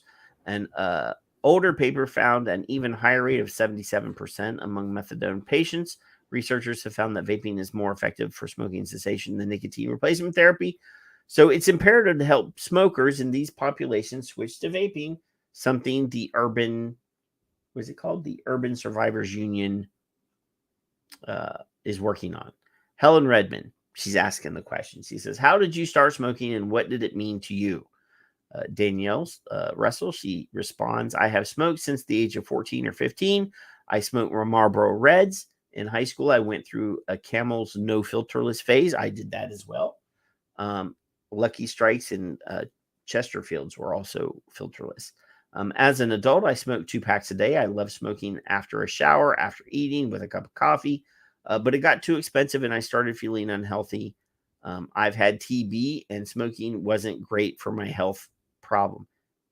I don't think you've had TB. There's no cure for TB. My partner didn't like it when I smoked, and it's always been a bone of contention between us. There's a stigma attached to smoking cigarettes. It's seen as a very working class habit to have. Well, what's wrong with working class? Stigma. Really? How did you switch to vape? How did your switch to vaping come about? It was so much easier than I thought it was going to be to switch to vaping, but it took some time. I had a friend who quit smoking with ecstasy herbal cigarettes. She talked about how using fake cigarettes helped her stop. That is where I first got the idea to try and quit. I tried Chantix, but it gave me horrible nightmares. So I stopped taking the medication. Then I got a hold of a super hipster big vape mod that you fill up They blow a lot more clouds, unlike the cartridges that are more subtle. I tried e-liquids and they seemed a lot stronger than the pods. I didn't like the ones you need to fill yourself. People stopped giving me vape stuff because they knew I was interested in stopping smoking. Oh, no. People kept giving me vape stuff because they knew I was interested in stopping smoking. I remember having a little pile of vapes and never really using them. So she says, or she asked, well, what changed? Finally, one morning I woke up, I was out of cigarettes. I was like, all right, fuck it. I'm going to try one of these stupid vape things that they keep giving me. It's kind of like the same thing with the damn methadone, which I've taken since 2006. It didn't work. And then with blue vanilla pods, it just worked. I like that flavor. It helped me switch. I can use them in the house. They're not stinky. I can moderate the amount I vape much easier. I use 0 nicotine or 2%. I alternate between the two. Now, there's a big difference between no nicotine 0 and 2%. Now, 2% is 20 milligrams. Is she describing a choice? I know. What the hell is this girl doing? I alternate between the two. I prefer the pods because I don't have to go to a special store. When I go to the gas station, I can buy them there. It's much cheaper to vape too. How would you assess the harm reduction impact for you? I've been vaping for 6 years now. I feel a lot healthier. I notice my lung capacity is better. I haven't had a medical evaluation since I quit, but I just feel better. I got my teeth whitened, so they're no longer stained. The only time I went back to smoking was when I was on a cruise in Cuba and I couldn't get any vapes. So I got cigarettes from someone on the ship and I smoked. I felt totally gross afterwards and smelled bad, but I've never gone back to smoking full time. What does nicotine do for you? Nicotine is really nice because I have a lot of stress. It helps me unwind. Vapes are part of my ritual for relaxation. Right now, I'm walking around my backyard vaping. I have a lot of pain too, and I swear to God, it helps with that to some extent.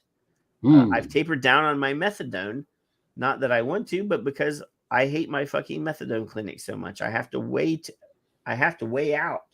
Do I want to be a prisoner and abused for my entire life in that clinic, or how much pain is acceptable to me? So I think vaping is in some weird way has become helpful for that. Well, it's just the ability. It's just the ability for her to control stuff, to control her life. But people don't like her having control of her life, Patrick. Why? Because of Big Brother. Oh. The nanny state, whatever. I mean, what do you want to call it? Double plus good? Okay. Yeah. With the little vape cartridges, you can hold them like a cigarette and it feels, see?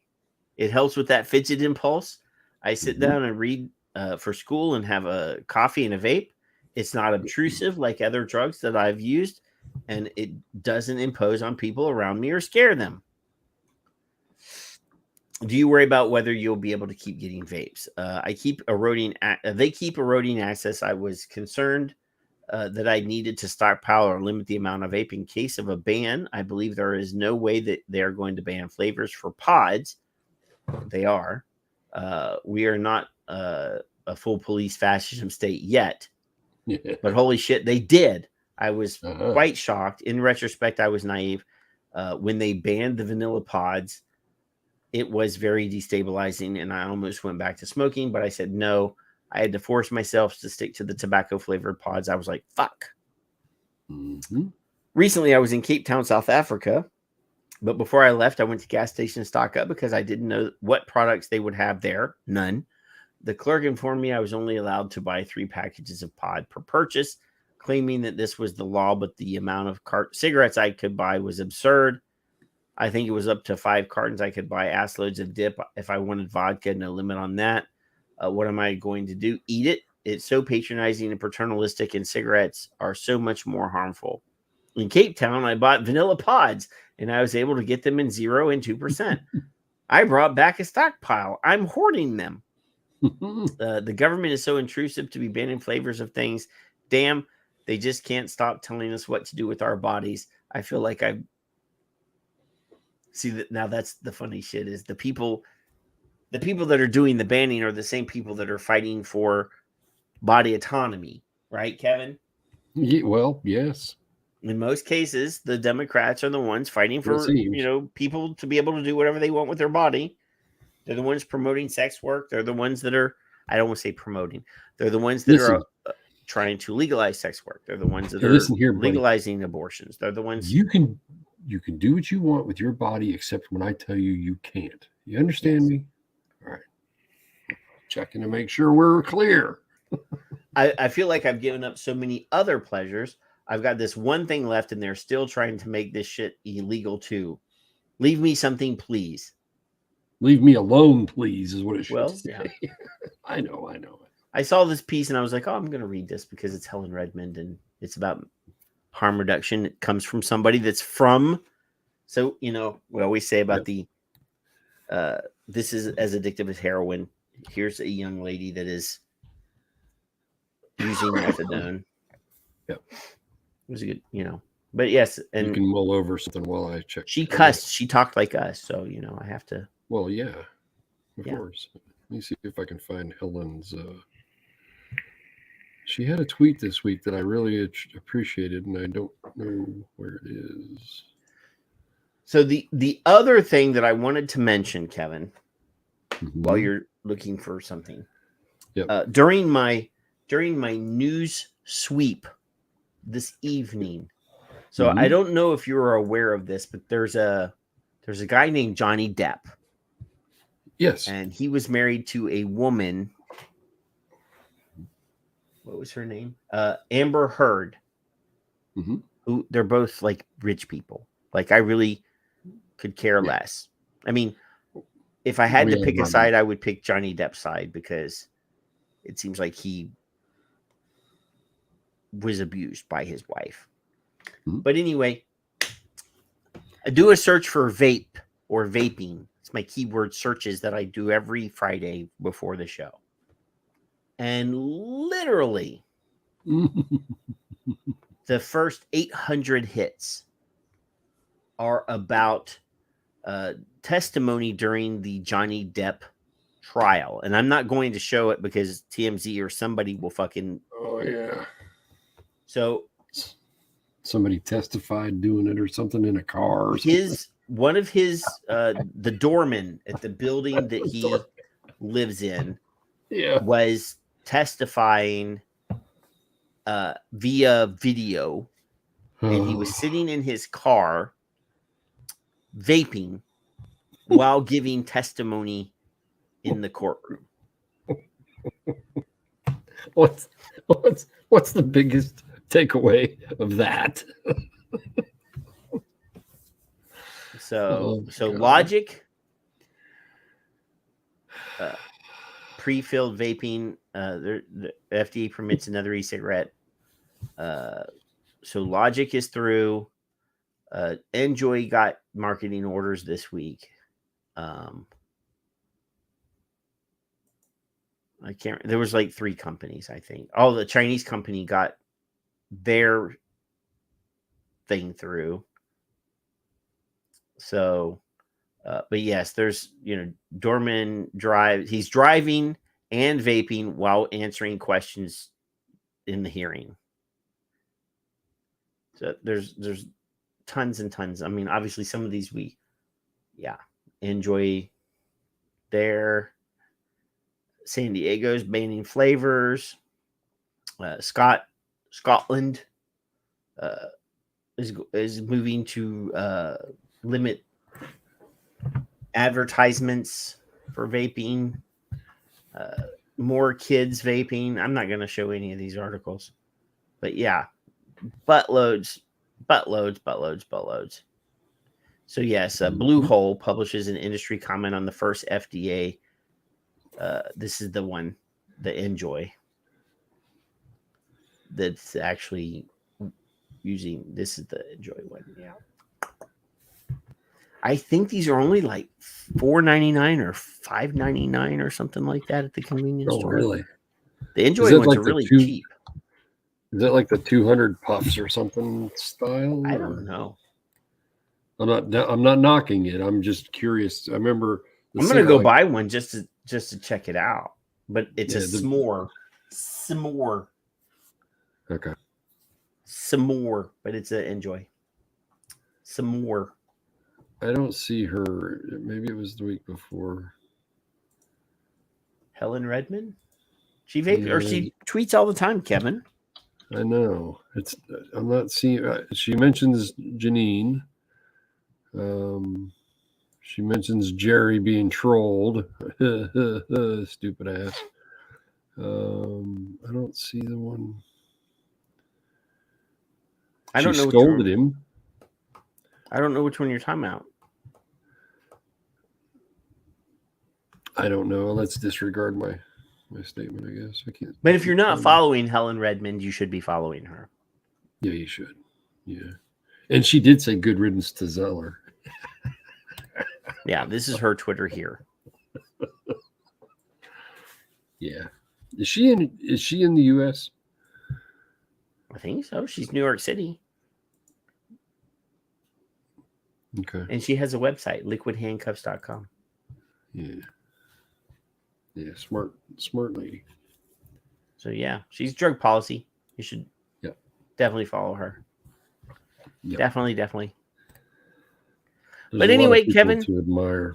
Lots of people to admire. Yes, we have good friends. We have really intelligent friends that make us look good just by association. Yep. Half the shit that we talk about is stuff that we steal from other people. Well, yeah. Of course. Duh. Durr.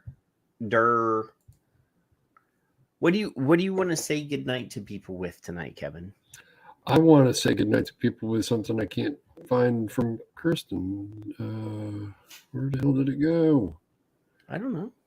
There I have no it is. idea what you're talking about. There it is. Let me rub it. Keep your eyes on your own papers. Let me hit my share button. Share screen. I saw this from Kristen, who's been on our show. And I like to highlight this. Vapers, that's us mostly. I'm assuming also in the audience, if anybody's still with us. Just because you quit smoking another way doesn't mean everyone can do it that way. People need options. No, they have to do it the way I say. Also, vapers, I don't care if they ban ABC style vapes. I quit with these vapes, XYZ, so everyone can do it that way. It's a reasonable concession to save XYZ. No, stop it. No, we save it all. It's all or nothing. Stop it. So, Paul, who doesn't tweet as much as he used to, but him and I have been on the naughty step together a couple times. It's quite sad that a relatively small proportion of vapers believe this. It's not. It's not a relatively small proportion of vapers, though, Kevin. Well, it's sad no matter the number. These are the people that say I vape, I vape, I vote, or vape hashtag vaping saved my lives. Right. But half the time, these are the same assholes that say, "Well, I have my nicotine." Yeah. So now, fuck everybody else. I can DIY. It's the same 2015 or 16, I saw quite a bit of vape shaming. I don't know what to call it, but you're not doing it with this vape. This is better, and that's no good. And kiss my ass and stop. So it's the same feeling. That was Paul's. I wasn't trying to highlight his specifically, but mine, I also added VLN. So I'm for whatever works for the informed consumer. Patch gum, heat not burn, vaping, snooze, very low nicotine cigarettes, which I hate to say, but there it is. Don't get mad while you're looking at the puppy dog, Kevin. Huh? Don't get mad while the puppy dog is on screen. Oh, the puppy dog? That's fine. Do I like them all? Puppy dog. Do I like them all? No, I don't. I don't like them all. You know why? Because I didn't try half of them, and I don't believe in the other half. But that doesn't mean they don't work for somebody else. So it's not about me or what I like.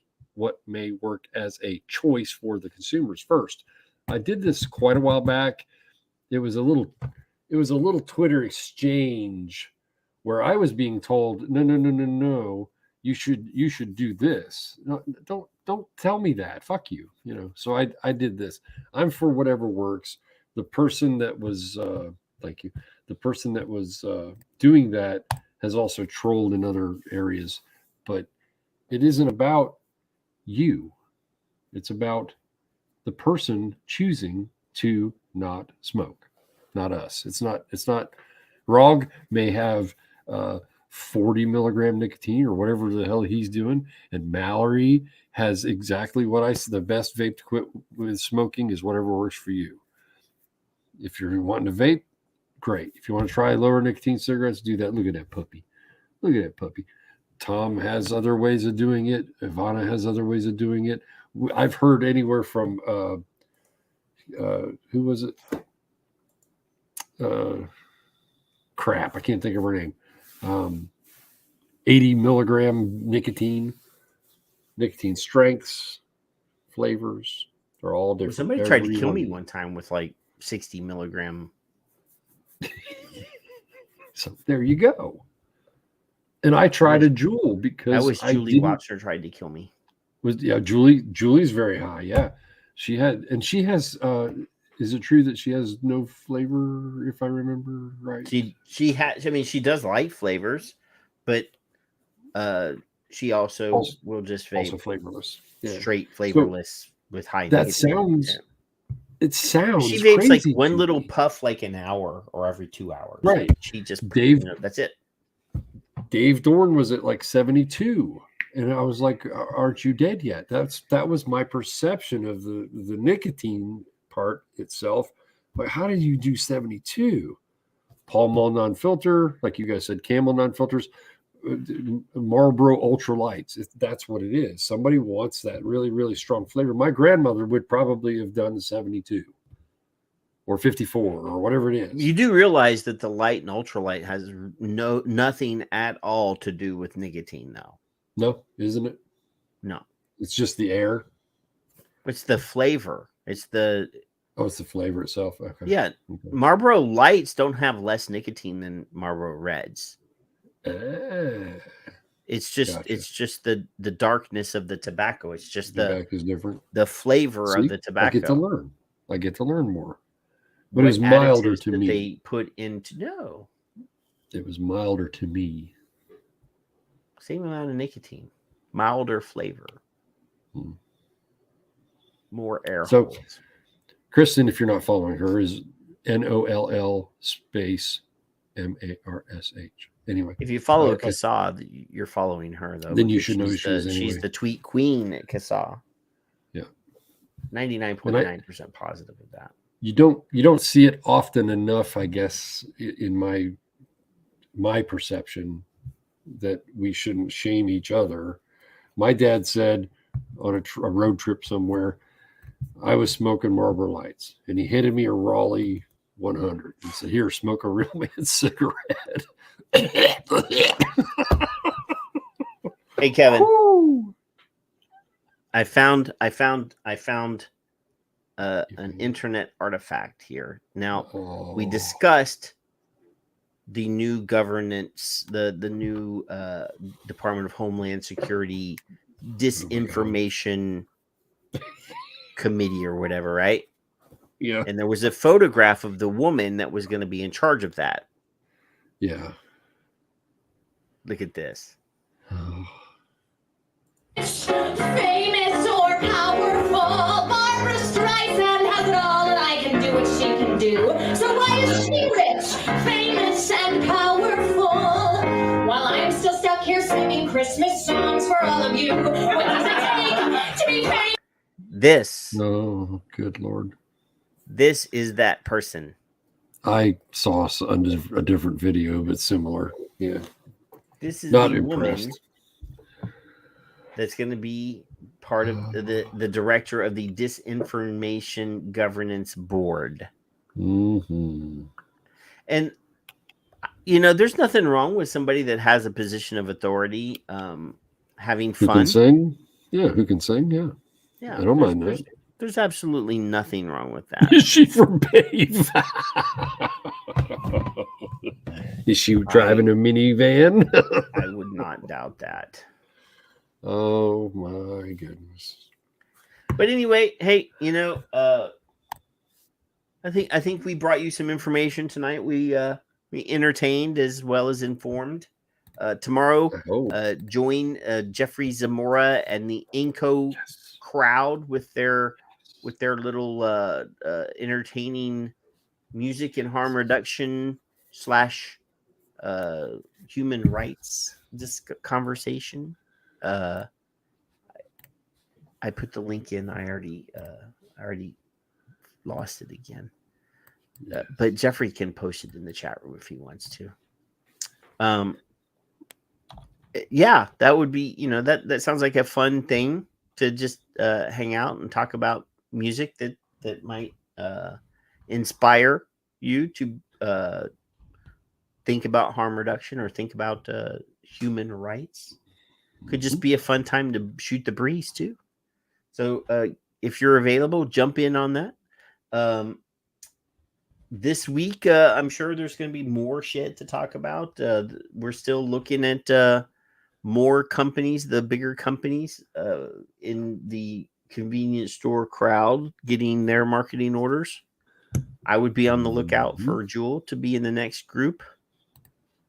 They will be getting their their marketing orders, by the way. They're going to get them. So yeah, enjoy your weekend. Have fun. Go find your significant other, your partner in life. Get a little sloppy kiss in on them. Go find your kids and hug them and tuck them into bed and let them know that you love them.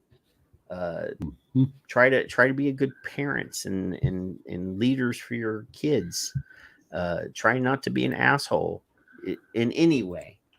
That's just Kevin and I. We're the only ones that are allowed to be assholes. And we'll see you in 7 days. If Kevin might blow us off again, you never know, but it's possible. The very last I'm aware of.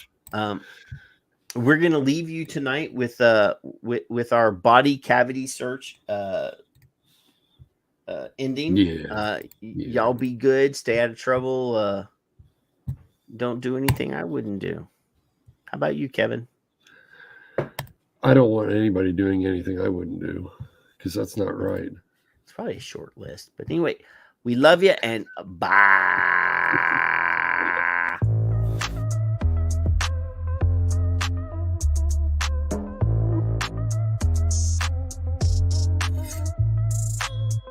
We are one nation under God, and knowing that inspires us.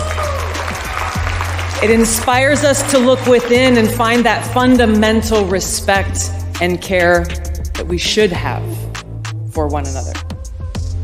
Bring your hands up for me. Okay, good. Check the armpits. Take your time. Look carefully. Okay, bring them down. Okay, let's spread your legs a little bit wider. Okay. Okay, lift your penis for me, please. Okay, testicles. If he's uncircumcised, ask him to pull back the foreskin. Let's turn around. Look at the neck, back, spinal area, and buttocks. Okay, bend forward for me, please, and spread your buttocks. Look for anything inserted. Observe any constricting of the rectal muscles, which may indicate the inmate is straining to retain something. Okay. You may see a thin string, indicating something is there. If you have any suspicion, ask the inmate to squat and cough deeply, which could dislodge it. If you're still suspicious, call for a medical search. You're not authorized to make any intrusion into the inmate's body orifices.